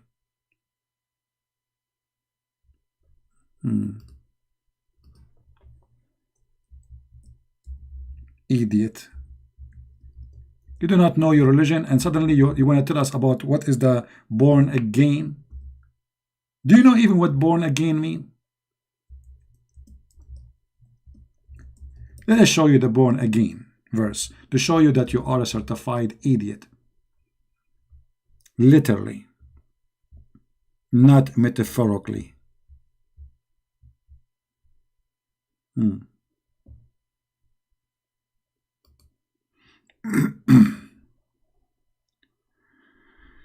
If we go to John chapter 3 verse number 3, 2-3 will hit in the head of the Muslim. Jesus answered him, saying, truly, truly, I say to you, unless one is born again, he cannot see the kingdom of God. And this idiot saying that the born again started in 1950. Well, you know what? You need 1950 zucchini before you sleep in your nose. Now let us go back to our topic. Was Muhammad telling the truth about Al-Jassasa and the Antichrist, which is a sign from the judgment day? And this Antichrist is jailed in an island? Where is that island? I want to go there. Is that in Hawaii? Or Burkina Faso? Huh? The guy, he told him a story right away. Muhammad, he started teaching it and he added to his religion. The guy, he just told him a story. The signs of the judgment day. Do Allah know the judgment day? Who is a Muslim who is willing to call me and prove to me that Allah, He knew the judgment day? As I know, Allah do not know even how the baby is made, so how He will know the judgment day? The signs of the judgment day, Muhammad, he said, the judgment day will not come until the Roman became the major population of mankind. By the way, just yesterday, the president of Italy, he made an alarm that the number of Italy is decline because they are not having enough babies. So where is the prophecy of Muhammad? Just yesterday, go watch, go search Google. The president of Italy warning the citizen of Italy that we are not having enough babies. Our number of citizens is decline. Muhammad saying that judgment day will not come until the Roman, they are the major population of the earth. How that happened, brother?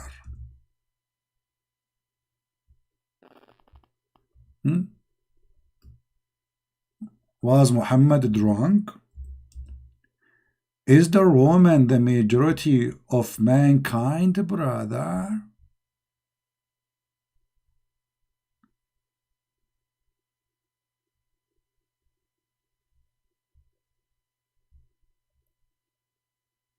Let us see the hadith. Hold on.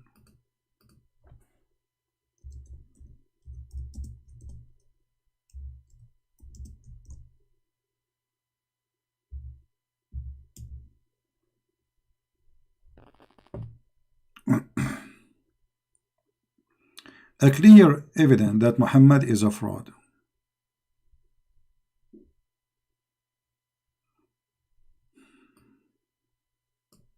When judgment day happen, according to Muhammad, the Roman, they will be the major population of the earth, the dominated.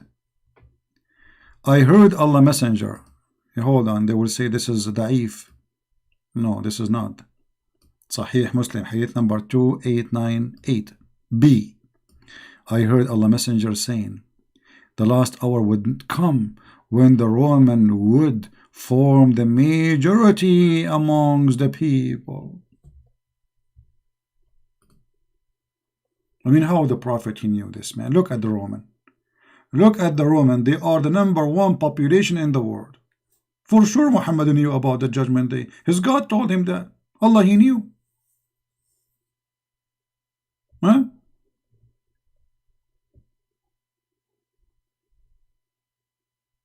Do you see it? How this can be from God? Farouk, you are like a person who have a diarrhea. You keep repeating the same thing. Get lost, out of here. You know, you keep talking about the 150 cult, 150 cult. You are a follower of a cult. Get out of here. This is the only thing you have to say?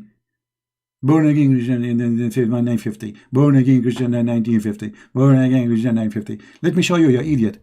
The Orthodox, who their church 2,000 years old, is born again Christian. The Catholic, who their church is 2,000 years old, is born again Christian. The Protestant, because this is the Bible, you idiot. Christ saying that you will not enter the kingdom of my Father. This is in the time of Christ, not 1950. You idiot, stop. Don't get married, okay? Your wife, she will commit suicide. In the best scenario, she will get bald, because she will keep ripping off her hair each time you talk about having such a donkey husband. Do you see Jesus saying that you will not enter, no one can see the kingdom of God, of the Father, unless he is a born again Christian? It's 1950, 1950. It's 1950, brother, 1950. Brother and sister, the cult of Christians created 1950, and born again Christian.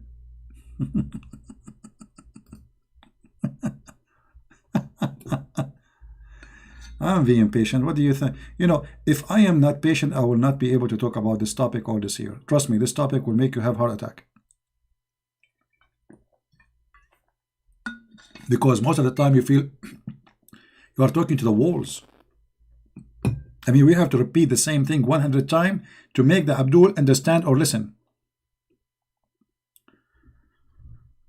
Now, who is a Muslim will tell me how Muhammad, he knew the judgment day and he says such a statement? And who is the one told him that? Allah. This is about the judgment day. Allah told Muhammad that judgment day, when the judgment day happened, the Roman will be the major population of the earth. Let me find you the news where the president of Italy made an alarm for the Italian that you don't have babies. Our population is declining, you idiots. This is what happened when the country became liberals. Everybody is selfish. Nobody want to have babies. The country will die. Stupidity. Let us see.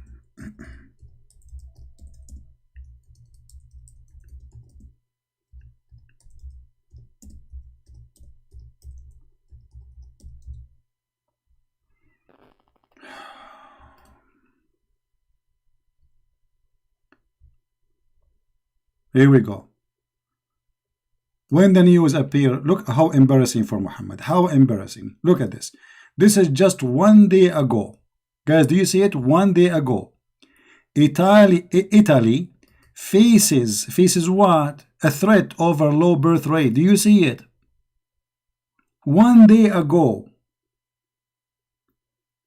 Yet Muhammad the idiot said that judgment day will not come, and the Italian, hey Tony, Lamborghini, the Bambino. According to Muhammad, the Bambinos, they will be #1 populationos in the worldinos.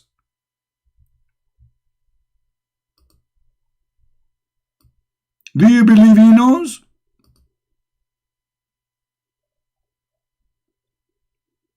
This is what Muhammadino is saying, that the Bambinos, Tony and Johnny and Italiano, they will become #1. The pizza will cover all the world, the pizza. Everywhere you go in the world, the Italiano, eating pizzano. Can somebody put a shoe in the mouth of this man who keep talking, saying stupid things? This is the sign of the judge, and the last hour would come when? Not only a sign of the judgment day, no. The judgment day will happen when the Roman, the Italiano, Bambino, Itam Pizzino, they are the majority of population. I mean, somebody put like a 10,000 cup of cappuccino in the mouth of Muhammadino so he can wake up a Nino. Because obviously he's speaking stupiditino. And you are asking me about Jesus knew the judgment day, and look at your Nino.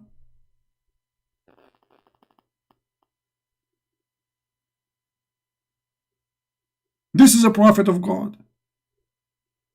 The Roman brother, hey Tony, brother, come over, Tony. Look what the Prophet Muhammad say about Bambinos, Tony. He says that all we ask the Italiano, they will become #1iano in the whole worldiano, Tony. Tony, do you hear me, Tony? I think not, excuse me. Tony is eating pizza. He's going to shoot somebody from the mafia and come back from Sicily. #1 population in the world will be the Italiano. Where we can watch this in Rai TV.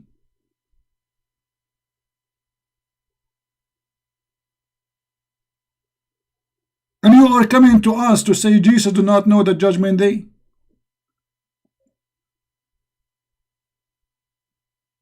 What the heck, Yano, brother?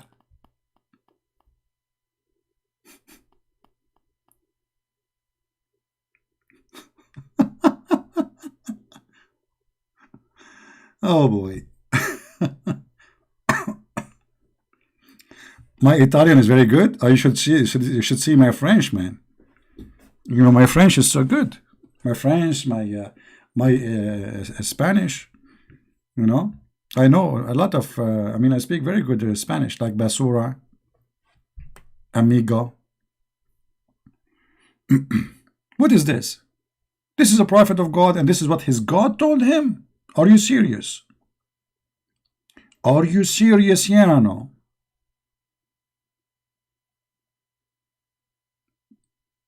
You know what the Muslims are? Like when Jesus said, before you look at the little thing in the eye of your brother, what about you see the big piece of wood in your eye? This is the Muslim. You want me to speak Spanish? Let me tell you this story about Spanish.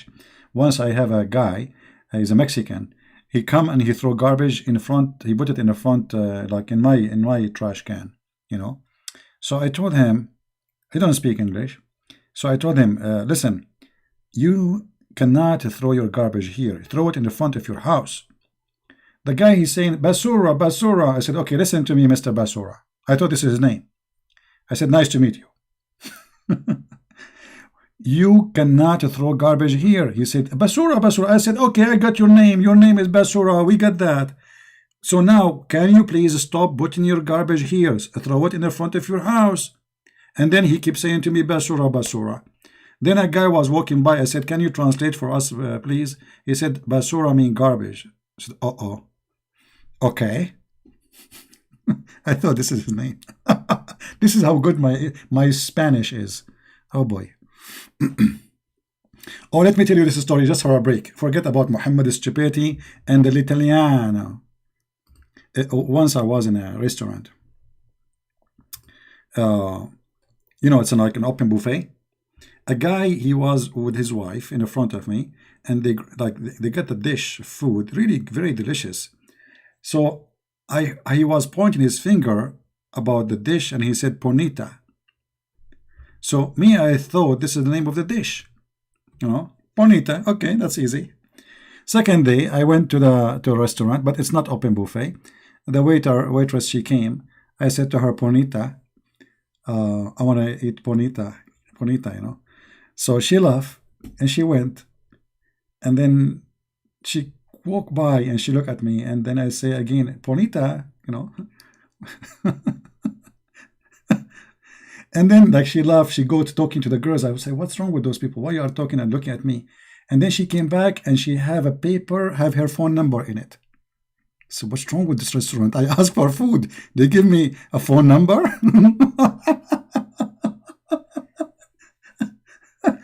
I'm asking for food. What?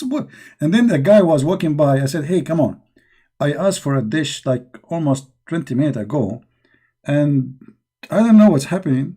He said, what's happening? What a dish? I said, Bonita. I said, what Bonita? I said, I told her Bonita. He said, Bonita, sir, mean pretty, beautiful. I said, okay. Okay. No wonder she gave me her phone number. This is what happened to an Arab when he go to a Spanish land. He think Bonita is the name of the dish. Anyway. At least we got a phone number, right? Yeah, I was flirting with her without knowing, But I was asking for the dish. I was saying Bonita, And actually, I make in my hand like a dish, like sign of a dish, Bonita, And she looked at me and she I don't know what happened to her face. She okay, she ran. And then again, I said to her, Bonita, she was walking by. She looked at me and she laughed. And then she went behind the counter. She spoke to her friends. I don't know what they said. And then she came back to me with a piece of paper, have a phone number, and I'm waiting for my food.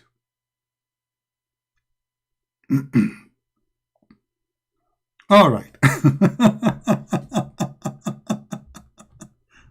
Bonita. I'm so glad that Muhammad did not hear this word. Otherwise, he will make a hadith about it. He will make a story, and he will make it coming from his God.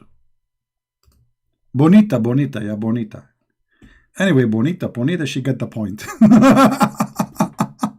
Obviously. All right.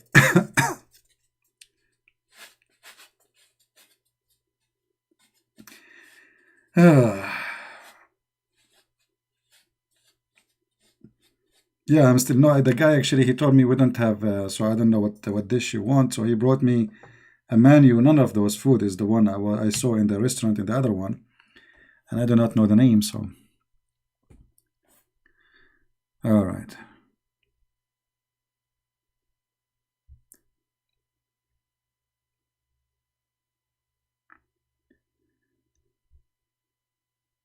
Do we have any Muslim here want to tell us how Muhammad he made such a mistake and he claimed that he is from God? Peace be upon him was 62 years old when the time this common knowledge. Why you do lie about this? What common knowledge? This is from God or common knowledge? Call me Wahid, call me. Guys, look what Wahid said. Muhammad, peace be upon him, was 62 years old at the time. And this is common knowledge. It's common knowledge to say that Judgment Day, when happened, the Roman will be the majority of mankind.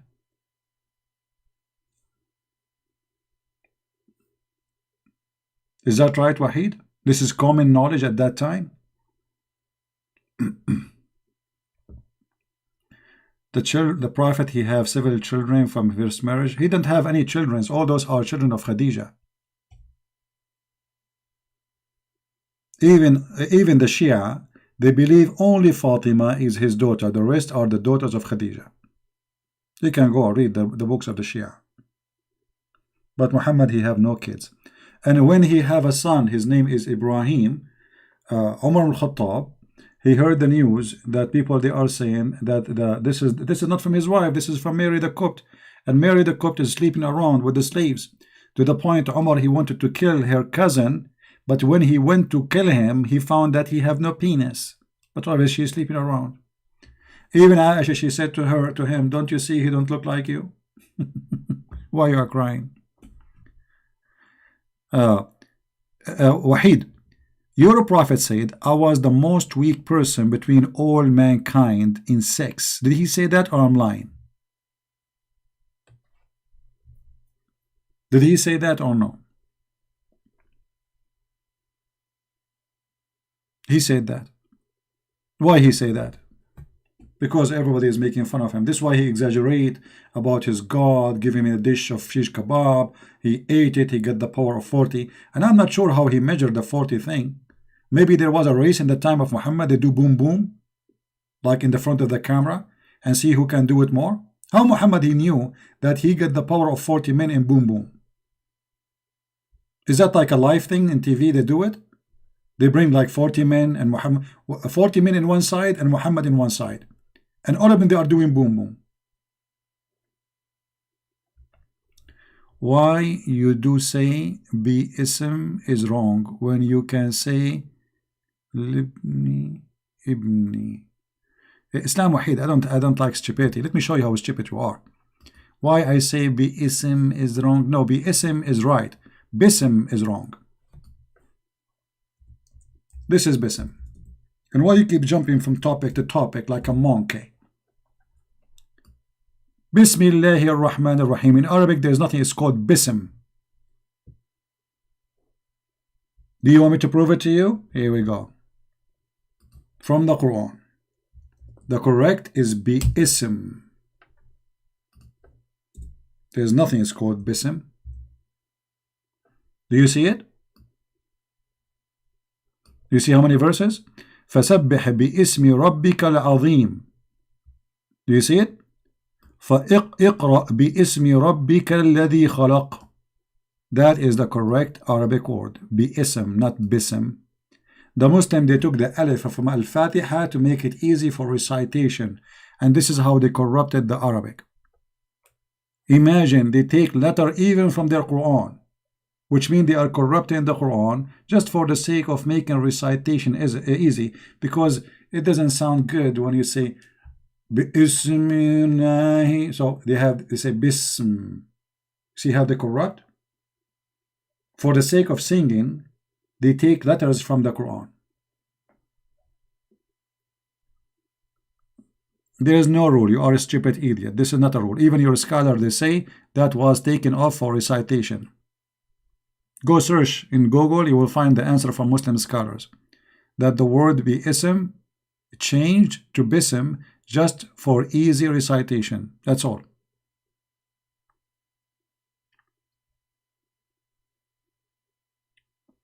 By the way, Islam Wahid is the woman who called me using voice changer, and she got her prophet busted. Okay, show me the rule. Show me the rule. Show me the rule where it says that Bi-ism became Bism. I want to see the rule.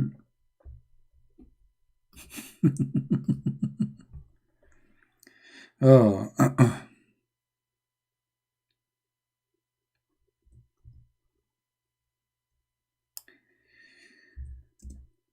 And I can get you busted if you call me, and I will make you read live on air your scholar saying that this was changed for the sake of recitation, with no mercy. Here we do nothing but spanking.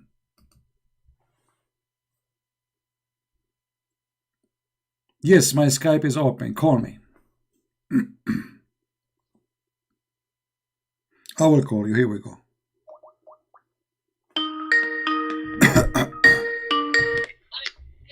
Hello? Hello.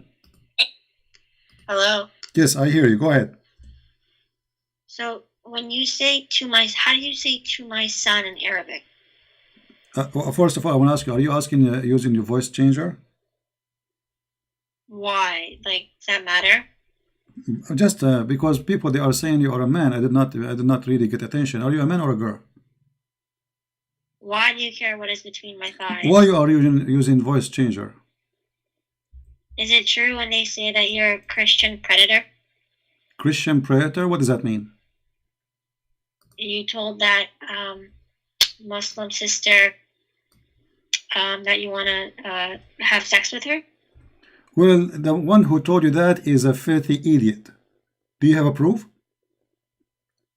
Well, you were asking her for her panties and for her boobs. That's a lie. That's a big fat lie. I was reading for her a hadith where your prophet said, suckle me. And she is your sister, she is a whore, like you. Because if you are not a whore, you will not lie saying such a statement. Your sister, she was saying that Jesus, he played with his mother boobs. So do you think a Muslim woman, she is not a whore, will say that? I think she was wrong by saying that. But No. I'm asking you, I'm not asking you if you're wrong. Why you are lying? She is the one who said that Jesus, he played with his mother boobs.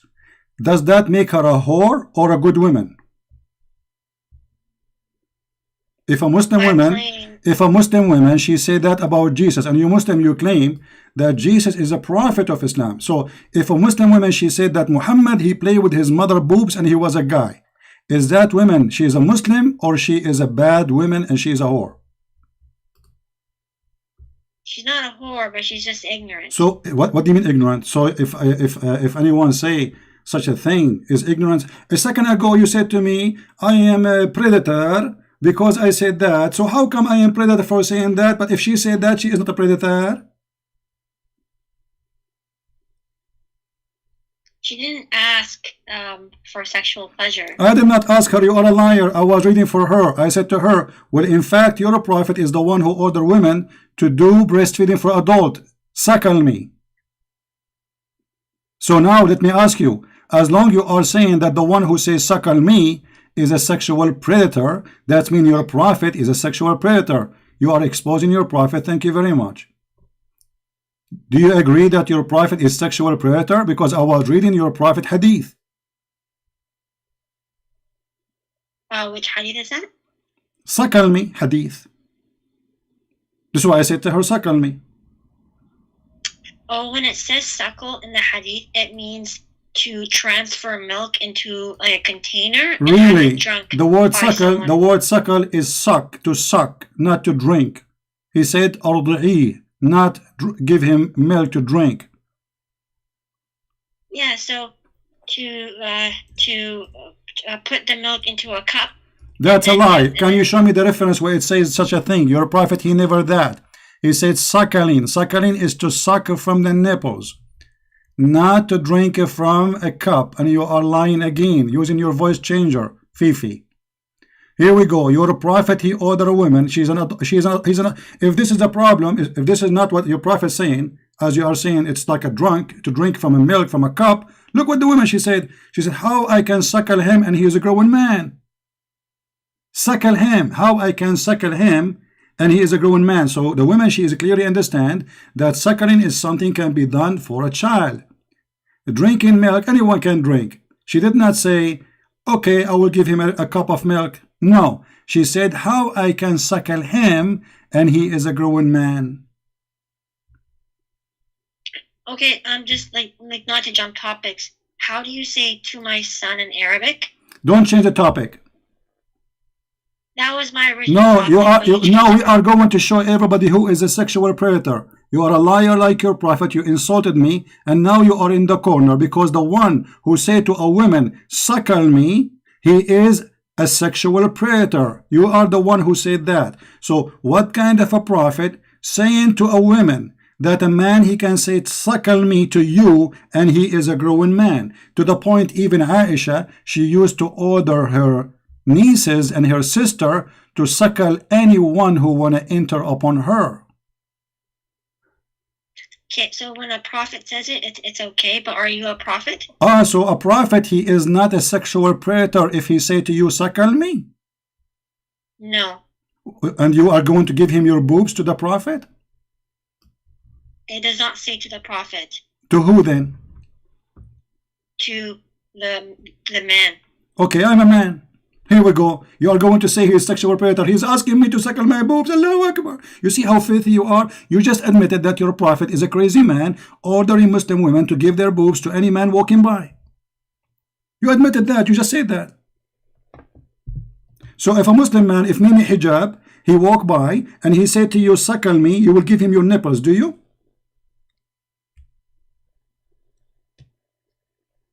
No. You just said you will do. You said the prophet says so, so I will do. I ask you, if the prophet says that to you, you will do. You said yes. If the prophet said it? Yeah, the prophet said that. Who said that? The prophet, he said that. I just showed you the hadith. And Aisha, as you see, this is the hadith Sahih al-Bukhari. And there's many hadith. This is Muwatta Malik here in front of us, saying that Aisha, she ordered her nieces and her sisters to suckle any man when they enter upon her. And he had to suckle them 10 times.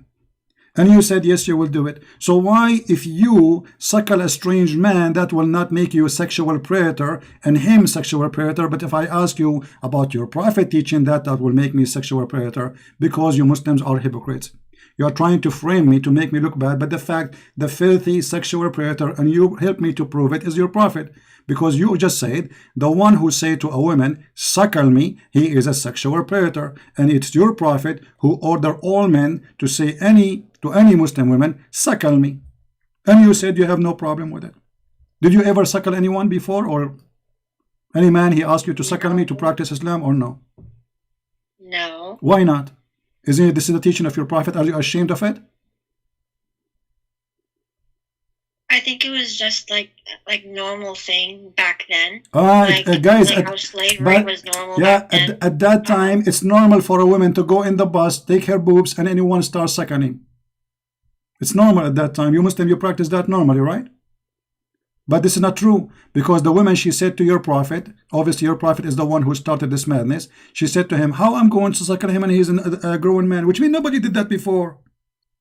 The woman, she said to your prophet, how I'm going to suckle him and he is a grown man. Can you read? Do you know how to read? Read it. It says, the prophet said, breastfeed him. Look how Muslim they lie. They say, put milk in a cup. Does it say breastfeed him? And this is your Muslim translation? And the woman, she said, how I'm going to suckle him and he is a grown man?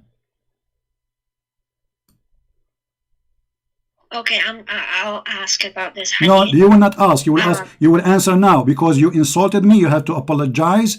The one who is sexual predator is you and whoever follow this religion. Because when somebody quote for you from your religion what it teach, you don't accuse him by asking you about it to be sexual predator. Shame on you to lie. So you follow a liar like Mimi Hijab, who is a coward. You don't dare to debate me, making lies, editing my videos, and I am reading for her exactly what she said here, and she is the filthy woman who said that Jesus, he did this to his mother. So in return, I said to her, well, hold on, it's your prophet who ordered women to suckle men. Suckle me. This is what I said. So why you Muslim lie and you fabricate stories? Suddenly you became, I asked her to take off her panty. Where you get this from? You edit my videos. I say Muslims, they go to heaven, they take off their panties. You take off my video, you cut it off, you make it pieces. Shame on you. You have no dignity. In my videos, I use the word penis, I use the word vagina, because I'm reading Islam. Islam is filthy cult. So you cut my videos and you put it together to make it sound something different. Shame on you. You Muslim, you have no dignity.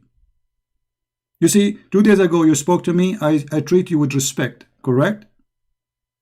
Yes. Okay, today you brought insult yourself because you're a liar.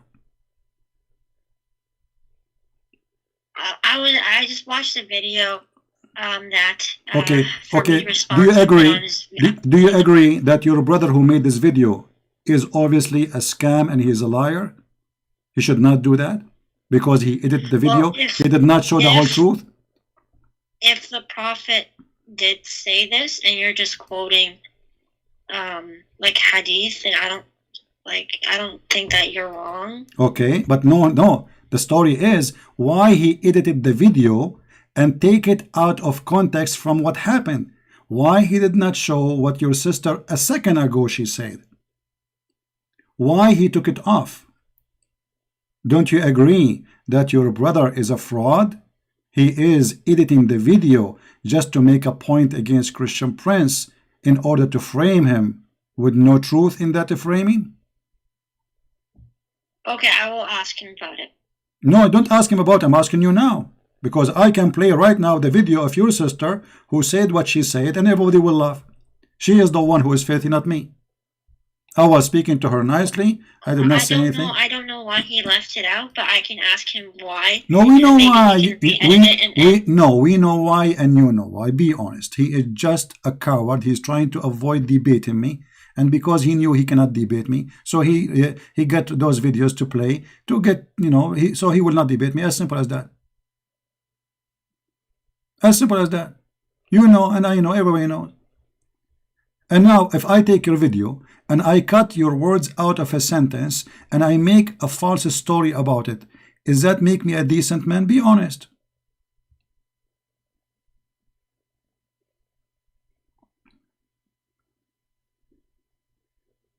I don't know why it was cut like that, but no, you know. Stop saying you do not know. You know. I don't believe that you do not know. And especially now, I explain to you why he cut it off. It's obvious. He is trying to make me look bad. In the same time, he's avoiding debating me. He's a coward. Now I can play for you. Here we go. Just because you mentioned this, this is what your sister she said to me. I never said something wrong to her. All of the fabrication the Muslim they come with is a lie. The videos are there. You can go and watch them, and people will die laughing at Muhammad Hijab, the coward, the liar, who is a great example of his prophet. Man, why he kiss a stone? Why he kiss a stone? When you pray, Why? oh, the Holy Spirit, the God in the heavens. I know all this. Okay, I live in Arabia. I live in Africa. You know where? You know what? They know. Why your prophet kiss the black stone? He's a pagan. You are a pagan. Did you kiss a stone or not?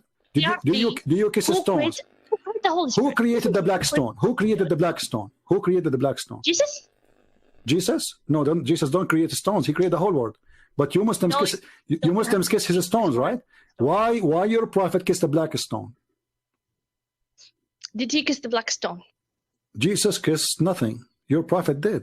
Why your prophet kisses stones? Okay, Jesus do more actually. Worse actually.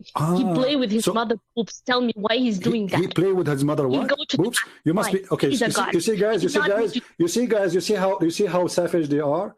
Look what she said. Oh no! Look what she said. Look what she not said. Like you. Okay, show me. Okay, show me a verse. Show me a verse. Really? Show me a verse saying that Jesus he. Oh, you cannot hear. You cannot hear, huh? You are not in YouTube. Oh, sorry. Hold on. Here we go. Let me make it available for you too. Give me a second. Here we go. This is your sister talking. Black stone. Did he kiss the black stone? Jesus kissed nothing. Your prophet did.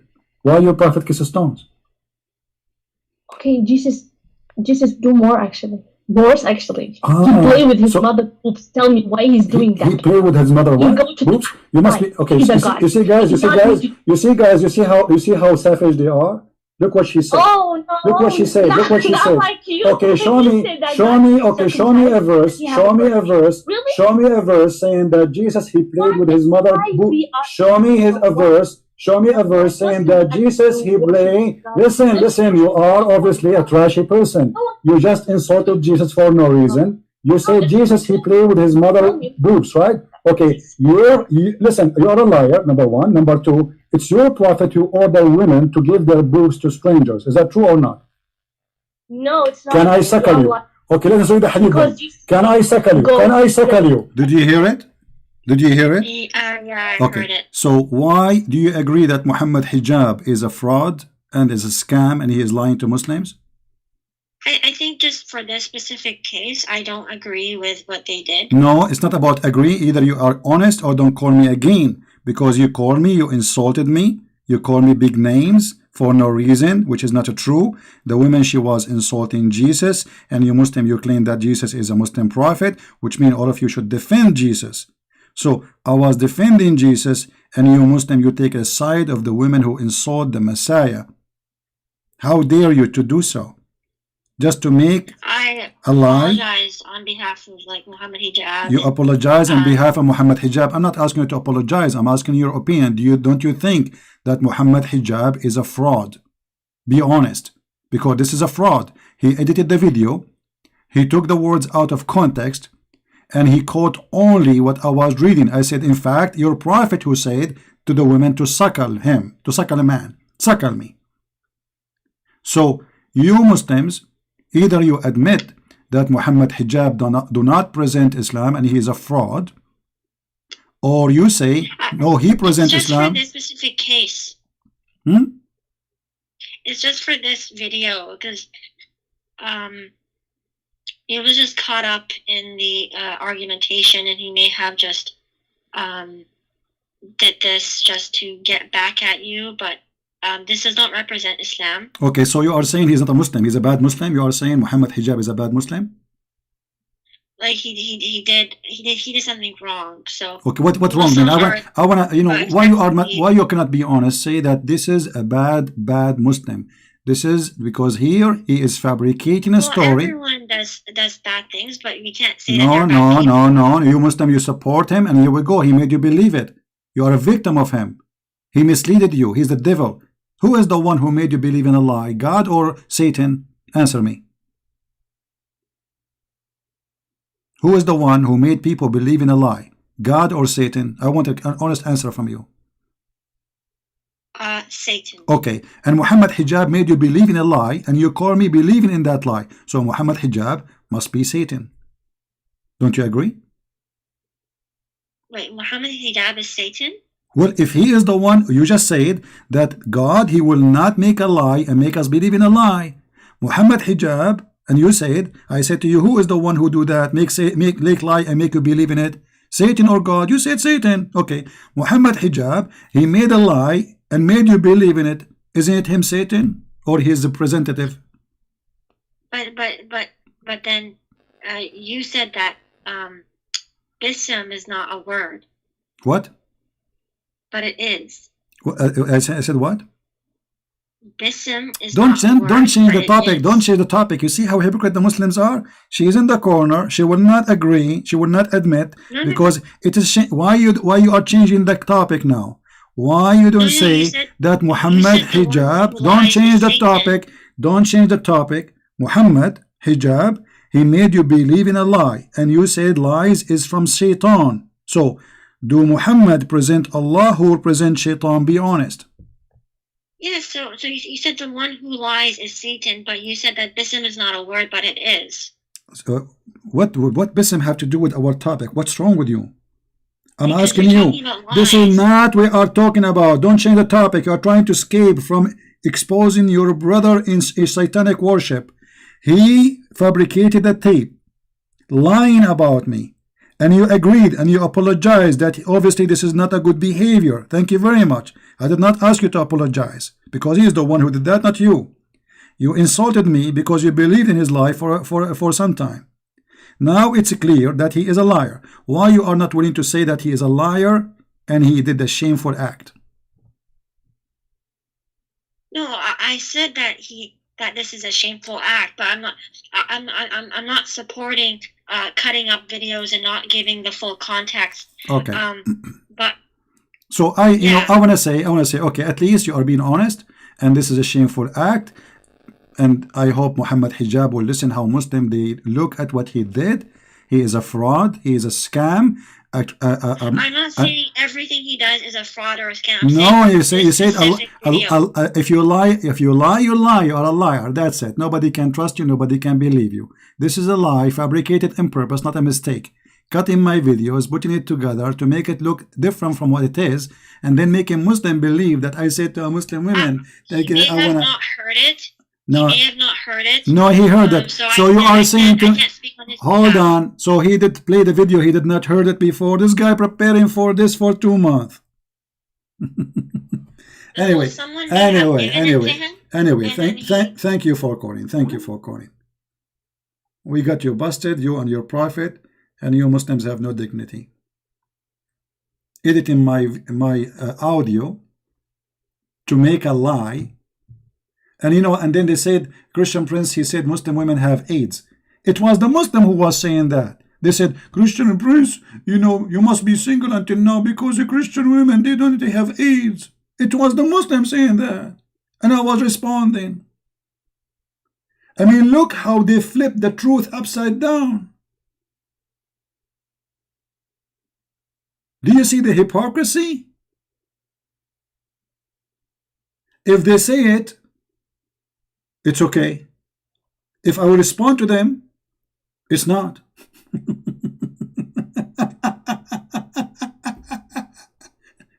And I said, well, in fact, Muslim women is the one who have that, because you do mut'a, you do zawaj of friend, temporary marriage, travel marriage, you have multiple partners. The Muslim man have 4 wives. He go to Thailand, he come back home. This is what I said.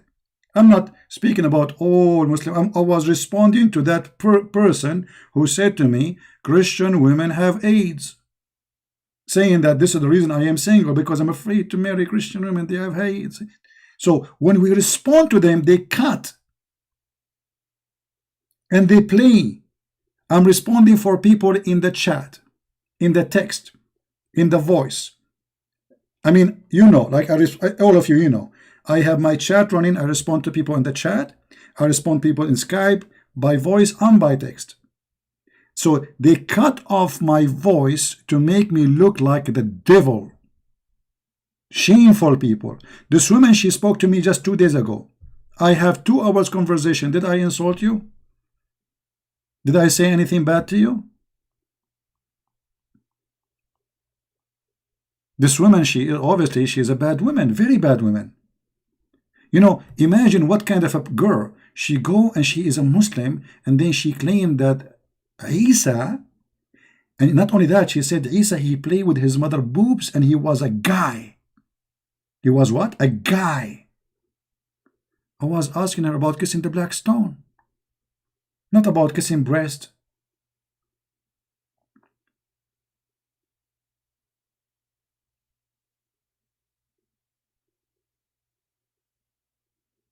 Do you see how we can get them busted? Can I talk to you for 3 minutes, Abdullah? Yeah, sure, Abdullah. Call me. Call me, Mr. Abdullah.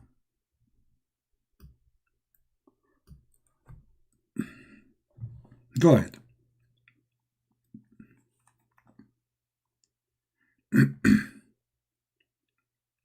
Text me first so I can see which one is your, you know, to be sure that is you, and I will call you back. Abdullah.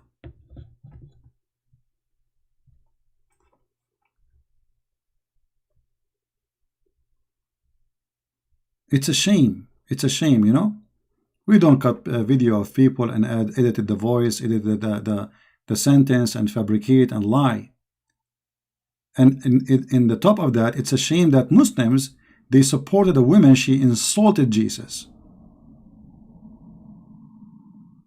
I'm not talking about this one who called me now. Yeah, maybe it's a man making a voice of a woman, obviously. But it's okay.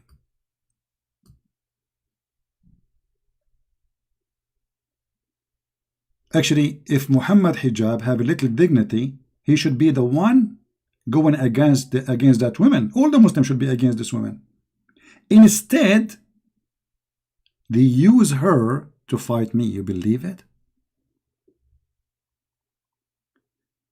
But the Lord always, he will show the truth. The Lord always will show the truth. And here we go. Their shame became double. They wanted to shame me, but they shamed themselves.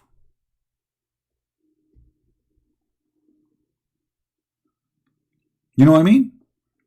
They wanted to shame me by framing me, but they did nothing but they shamed themselves. The Lord is amazing, my friend. And because he was too much intimidated, he don't dare to debate me. He got those little tiny cut in the videos, so he will not let me talk and debate will not happen. And in front of the Muslim, he will say, hey, I'm a hero. Hey, your boy is finished. What a poo-poo. You are the one who's finished. Everybody see how terrified you are. I'm calling from my room alone. 7 Abdul in the room of Muhammad hijab. And yet none of them dare to debate me. They muted me more than 7 times, hang up on me 8 times. I spoke for 2 minutes. This is how terrified they are from my name. As simple as that. And now look at this. Muhammad hijab, he got his prophet busted because whoever say to a woman, suckle me, is a sexual predator. That means Muhammad is the biggest sexual predator. For I was reading the Prophet of Islam teaching and I got him busted live. Even though he was muting me, he said to him, you stupid idiot, I was reading your faithful Prophet hadith. Mute him, shut him up, this bastard. This is what he said to me. But you brought that upon yourself. I was reading your Prophet hadith, you liar. And as long the one who practices such a thing is a sexual predator, that means all of you who believe in Muhammad is sexual predator, because this is the teaching of Muhammad.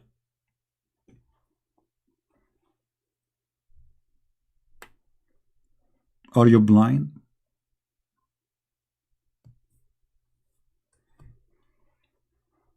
And because they are in fear from me, so they have to do a dirty tricks. They cannot debate me, they cannot face me, and they are terrified. So let us make little editing for audio and make a Christian Prince. And you know what? You made me bad. Look how many people listen to me. I open my YouTube. After an hour or half hour, I have 1,000 people listening. I have millions of people watching my videos in Indonesia, in India, in Pakistan, around the world. Because no Muslim can refute me. And when you did what you did, you show everybody how terrified are you.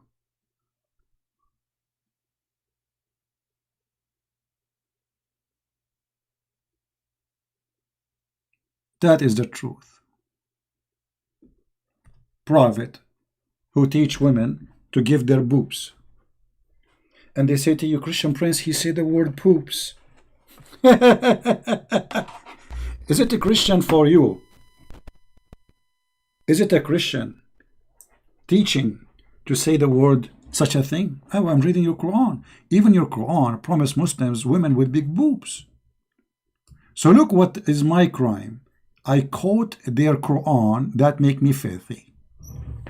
You believe it? I quote their prophet that made me filthy. Thank you very much. You just proved that your prophet and your God is filthy. For quoting your God make me filthy and I need to take a shower, I agree. That proving my point. This is God in the Quran, chapter 78, promising me women with big boobs. Do you see it? Do you see it? Hold on. I want you to take this to Mimi Hijab so he can use it in a video. Tell him, a Christian Prince, he made a drawing to make explanation for the Quran, brother.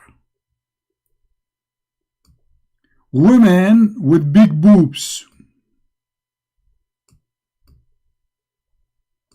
Brother,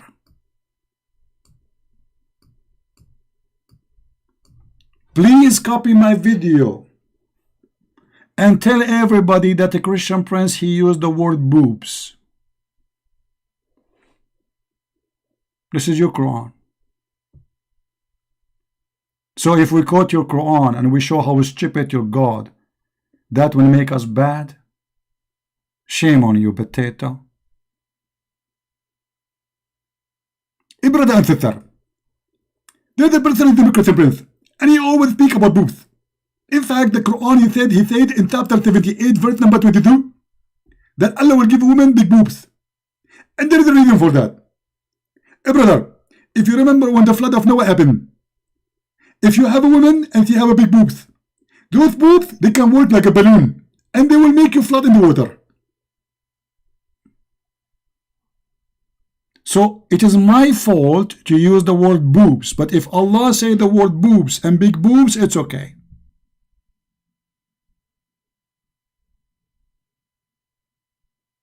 May Allah boob you. You cut my video, you edit them, and that's supposed it will make me look bad. People are laughing at you. Everybody knows what I say, what I teach. And I am the one who made your prophet look like a joke by telling the truth. You see, many people, they will not notice how stupid this verse is until I draw this picture, maybe. I mean, this is how stupid this God is. What kind of God he promised this? Look at this. Look at this.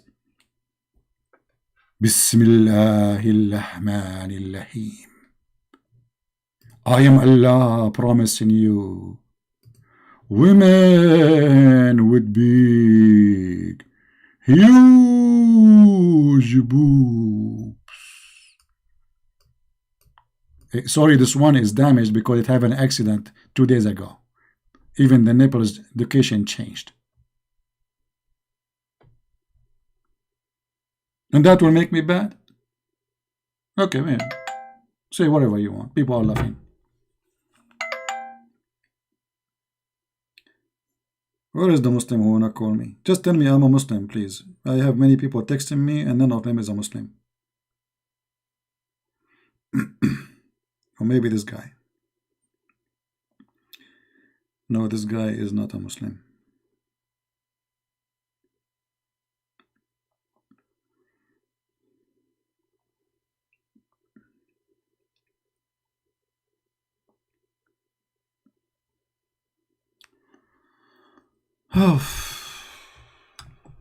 Anyway, sorry for the. By the way, I'm artist since I was a kid. As you notice, my drawing is so fantastic. I mean, so good, unbelievable. I mean, I was like #1 in school, brother. You can tell. My drawing is really, really good. But by the way, I was the only student in the school. Let's see. Somebody wanna call me? His name is Abdullah.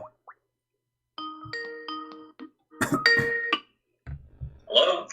Yes, my friend. Go ahead. You're live on air. Yeah, I'm Shivan. How are you, CP? How's it going? I'm fine. Are you a Muslim? Look, I'm ex-Muslim, but just can I talk to for 3 minutes, please? Sure. Go ahead. Go ahead.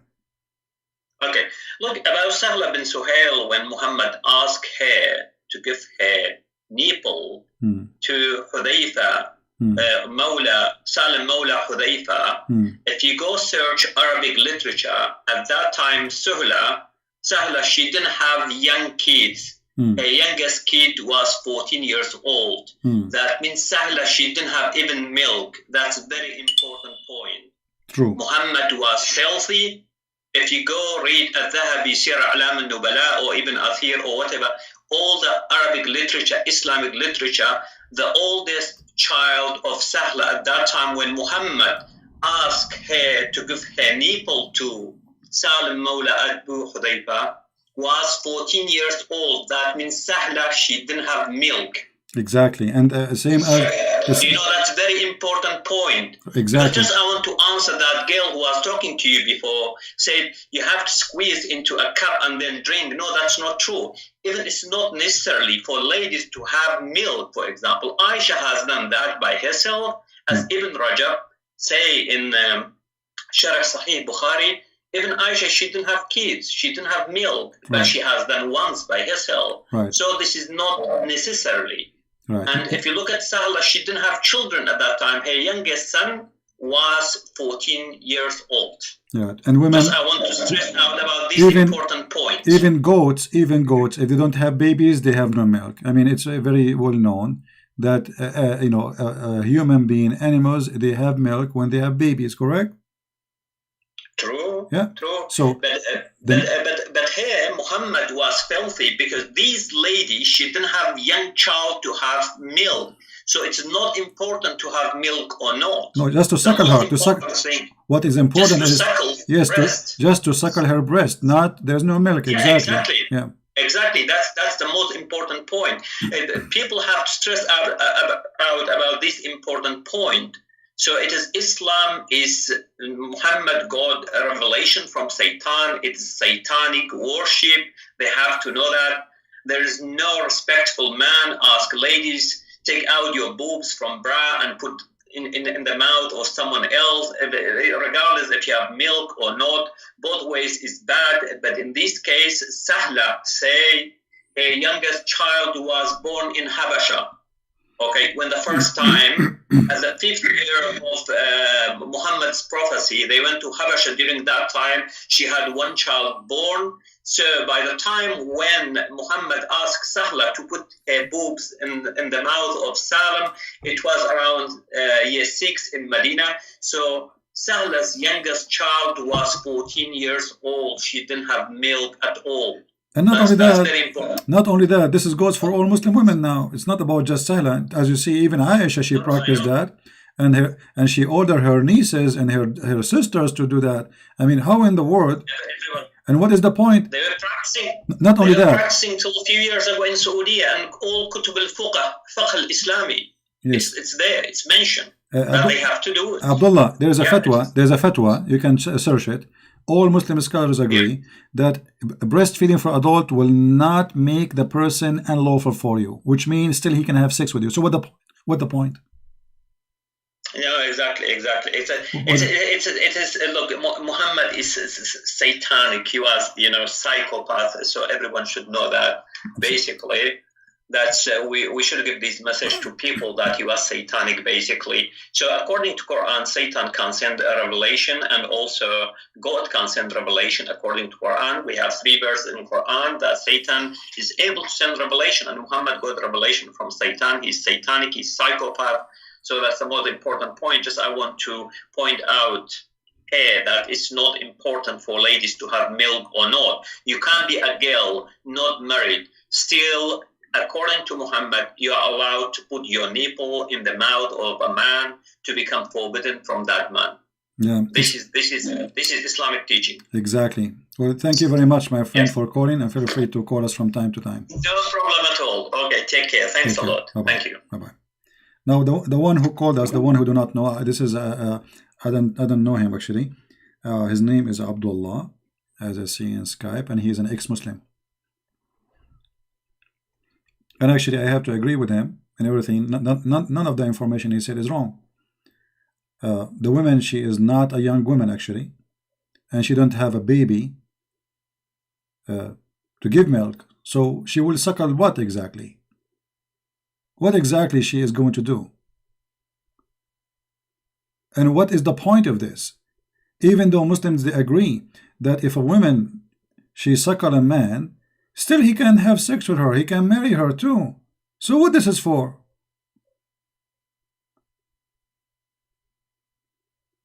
The mental illness of Muhammad, he is playing with those people around him, making fun of them. He's a crazy man. And those people, whatever Muhammad he say, they agree, even though it is a scam and a fraud.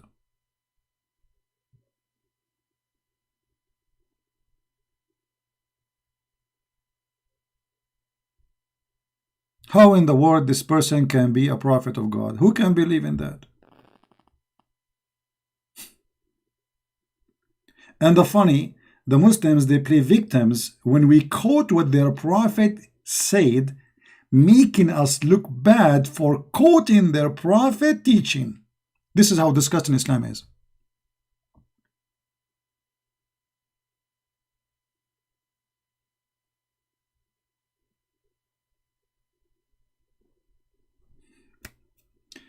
All right. I think we have enough for today. Don't forget, please, to download the videos. It's already past the middle of the night here. I would like to say thank you all. Thank you to Abdullah, to the one who called us. Very nice gentleman. And actually, even the Muslim girl or a guy who is changing his voice, I feel sorry for you. I mean, look, you see how they're victimized by those people, the scammers who lie to them? You are a victim, my friend. You are a victim. Everybody witness. I speak to Muslims in the best manner I can. And when I lose patience with them for they are lying, they will not let me talk, I hang up. This is the best I do. And if I use words, I use Islamic words. Muta, boobs, as you see in Quran. You know, everything I use is from Islam. The Quran says the similarity of those who carry the Torah is the same as a donkey. So if I call a Muslim donkey, he gets upset, or they call me donkey. The Quran calls us donkeys. So how come you can call us donkeys? We cannot call you donkeys. If you believe that this is not right, then you should rip off your Quran. The Quran calls us monkeys, call us liars, call us kuffar, call us najis. What about I call you najis? If I call Muslim najis, they will say Allahu Akbar, discrimination. He discriminates us, he calls us dirty. You call us dirty in the Quran every day. I don't call you najis. I believe Muhammad is najis, not you. You are just a victim.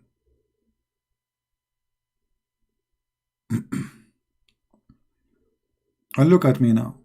I wish I was exist in the time of the Prophet. I am going to visit all the women in town. Knock from door to door, practicing Islam. Especially the houses have a beautiful ladies. Hello. The Prophet says, "Sakal me." Let me introduce myself. I'm a stranger. My name is Dr. Zakir Naik, and I'm here to do sakal me. And please, you have to practice sunnah. And please, give me your nipples. And then the Muslim women, because the Prophet said so, she will say, "No problema. I will give you my nipples. Which one you like to start with first? The one in the right or the one in the left?" I mean, look at this open-minded hippie religion. What kind of religion this religion is? So you cannot shake hands with our wives, but you can shake their boobs? May Allah boob you.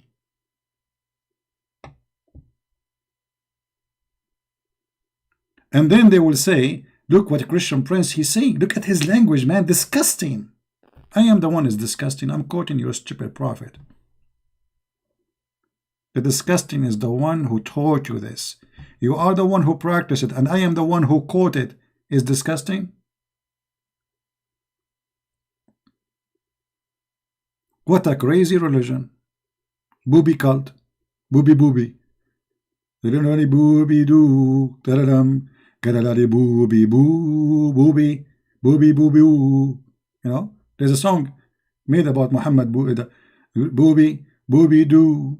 Booby. Scooby Doo. Booby. Booby doo. Notice him. Suckle him. Lulu. What the heck? I'm really, truly convinced that the Prophet Muhammad is a prophet. It's a miracle, brother. And 1400 years ago, the Prophet was the first hippie. The first hippie in history, brother. Suckle him. That's it. As easy as that. I mean, there is no introduction. There is no hello, how are. Just go to the business. Suckle him. Don't even ask him for his name. Just give him your nipples. It's not the state of banana state. It is the nipple state of Allah. You do not even need to say bonita. Just suckle me. Like, hello? I mean, what's wrong with that? Why you people are close-minded? What's wrong with you? We are in the year 2020. We should appreciate this. Man, I wish we can go back on time. We are single people and we practice the beautiful teaching of the Prophet. I will do YouTube channel called Suckle Me.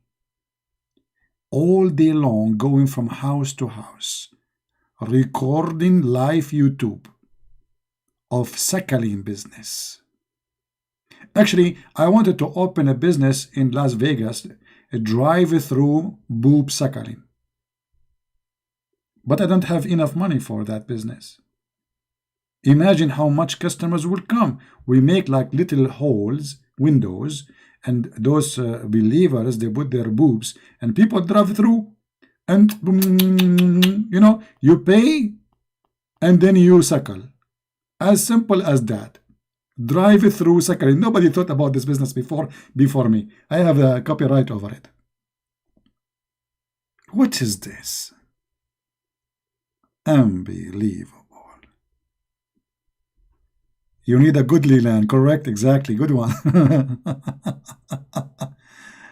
You get to go, Jenny? Jenny, don't go. Don't go. Don't go. Where do you want to go? This is, we are Arab. You cannot leave our chat. We are Arab. It's one place. You enter, you cannot leave. This is Islam, brother. One way. One way ticket.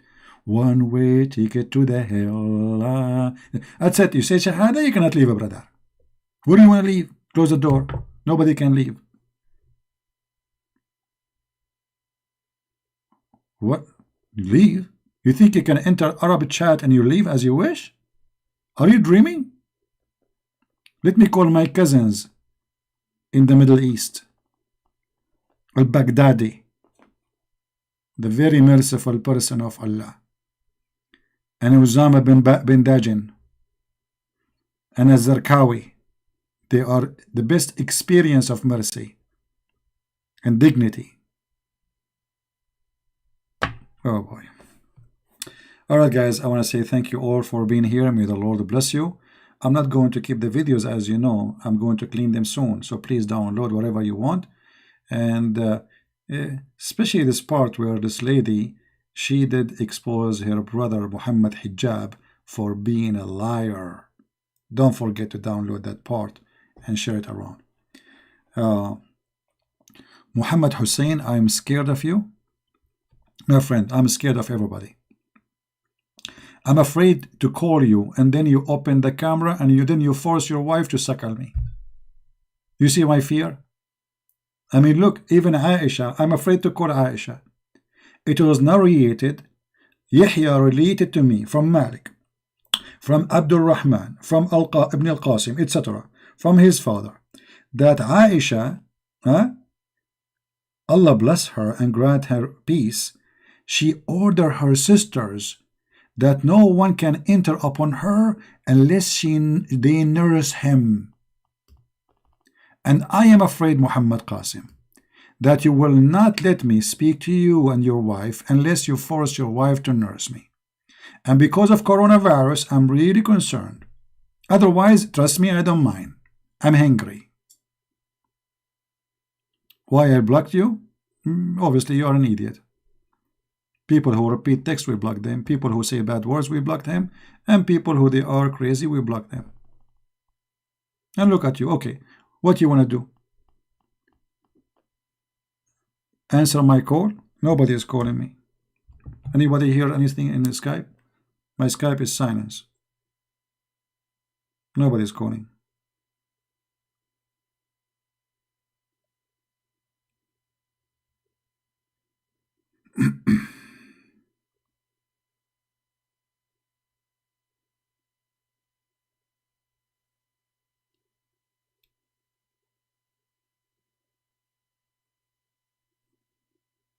Nobody is calling. And you know, my friend, I mean, there's no need to prove your point. I'm scared always from Muslim. This is why I open my Skype open, and anyone can call me. And all of you are scaring me.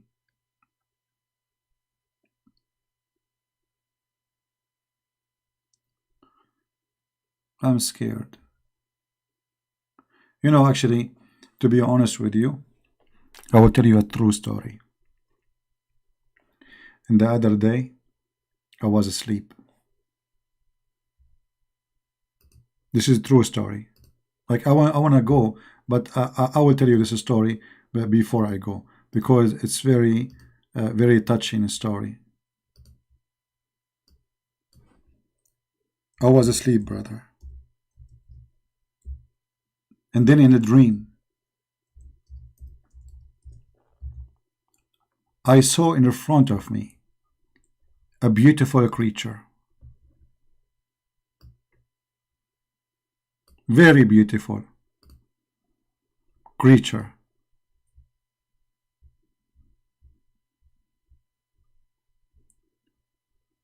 I cannot even describe for you how beautiful this creature was, but I'm trying just to give you an idea. And when I saw this creature, I decided to have a conversation with him.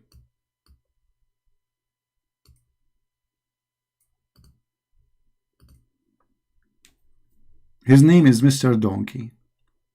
So the first question I asked the donkey, Donkey, do you like females?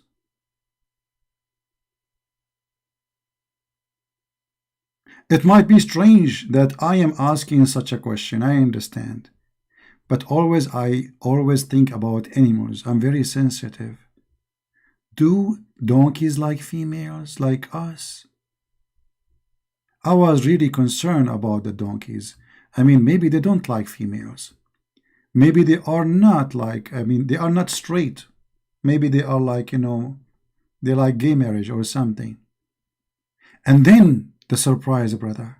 The donkey, he answered and he said, no, I don't like females. And then I remember the hadith of the Prophet Muhammad, peace upon him, when he said that he spoke to his donkey Ya'fur and he asked him, do you like females? I mean, even your prophet, when he talked to donkeys, he's talking about sex. It's a donkey. You are asking a donkey if he likes females. Ask him if he likes zucchini. Ask him if he likes a cucumber for lunch. Ask him if he likes salad. Females.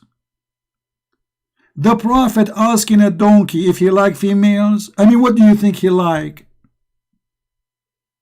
I mean, seriously, what do you think he like? I mean, do he have different option?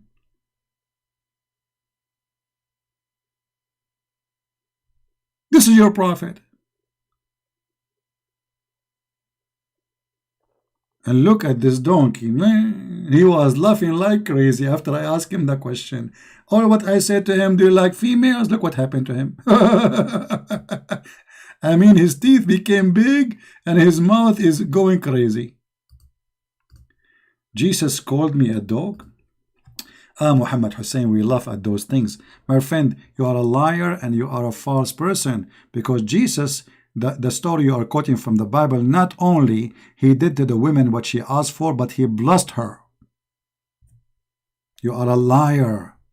Jesus was quoting what the Jews they say, and the example they say, why we throw our bread for the dogs. She said, look how humble she is. Even he said that, she said, but Lord, my God, even dogs, they eat from their masters. And then what the Lord, he said to her, is getting you busted. You are a thief and you are a liar. This woman, she is calling Jesus God. And Jesus saying to her, you are Aramaic, you are not from the Jews, so why you are coming to me? Why you don't call to your God and pray to your God? You are a liar. And Jesus said, and he ordered all his disciples to go and teach and preach the whole world. And even your book says that Jesus, when he ordered his disciples to go and teach and preach, his disciples, they said to him, but we don't speak all languages. He said, don't worry, go sleep. And when they woke up in the morning, they found themselves speaking many languages. And this is in your book, you idiot. which means Jesus, he blessed all nations. I'm not making my own interpretation. I'm a Christian, you are a Muslim. You don't make interpretation for Christianity, you idiot. When I show you something from Islam, I show you interpretation from your scholars. When you are making your own interpretation. When you are making your own interpretation. Yeah, and then he said, I have sheep other out of here too. I came to my sheep and my sheep rejected me. And he said, and he confirmed, I have sheep other than this place too. And then he ordered all his disciples to go and teach all the world. Anyway, Muhammad, you are just a joke like your prophet.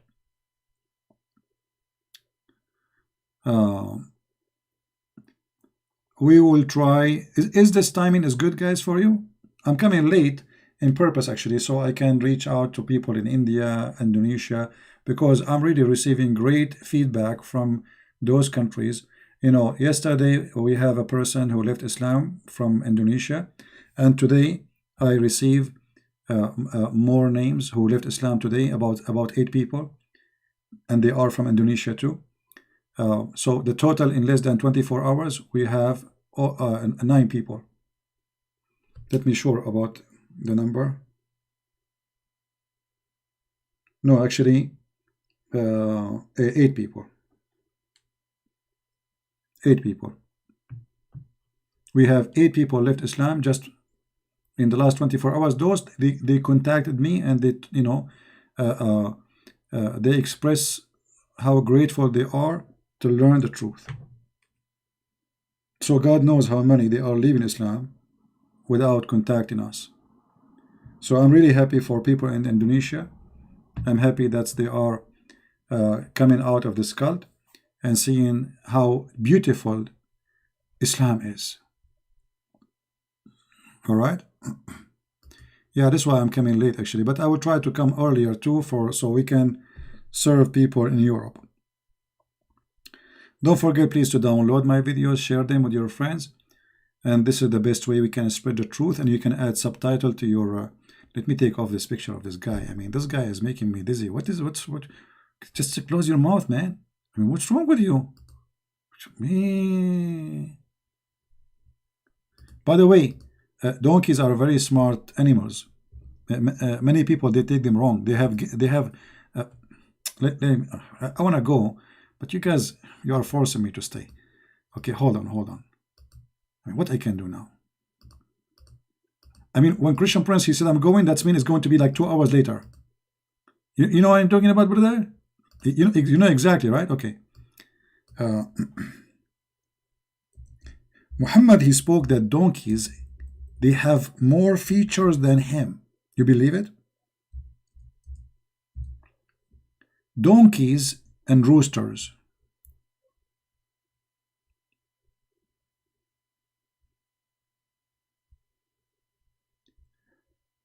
The prophet, he said, read with me carefully, and just to prove to you that donkey is more qualified to be a prophet from the prophet. I'm not kidding. This is Sahih Hadith. Let me show it to you on the screen. Abu Huraira, the father of the cats, this is what Huraira mean, spoil name of cats. Abu Huraira reported that Allah Messenger saying, when you listen to the crowing of the cuckoo, ask Allah for his favor, as it sees angels. Look at this. Chickens, they have a special sensation for angels, brother. And when you listen to the braying of the donkey, seek refuge in Allah from shaitan, for it sees shaitan.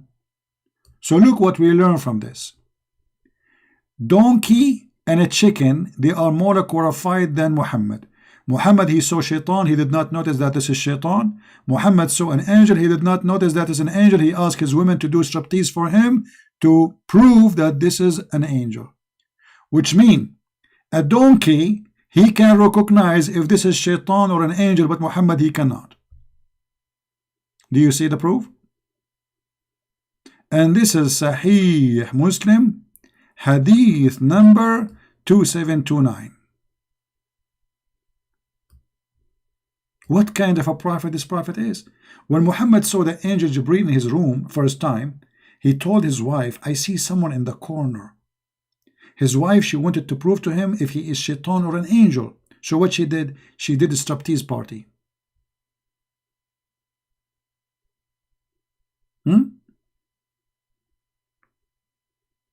Striptease party? Oh boy. Or what we need, bring a rooster inside the house, you idiot. As long Muhammad is the one who taught us this. Why Muhammad don't bring a rooster inside the room instead of asking his wife to do striptease? Bring the rooster. If the rooster do cuckoo cuckoo, that means it's an angel. And by the way, I have a special alarm system around my house. I have 4 roosters and 4 donkeys in every corner of my house. So in case any angel walk by or any shaitan walk by, I will be alarmed immediately and I will grab my gun. Mean. Where Muhammad he got this knowledge from? This is knowledge of the unseen. This is knowledge from God himself, the God of boobies. This is the last thing I will share with you today. Thank you very much for being here. May the Lord bless you. And until we see you soon again, I hope tomorrow if I can. Christ is Lord and Islam is nothing but a fraud.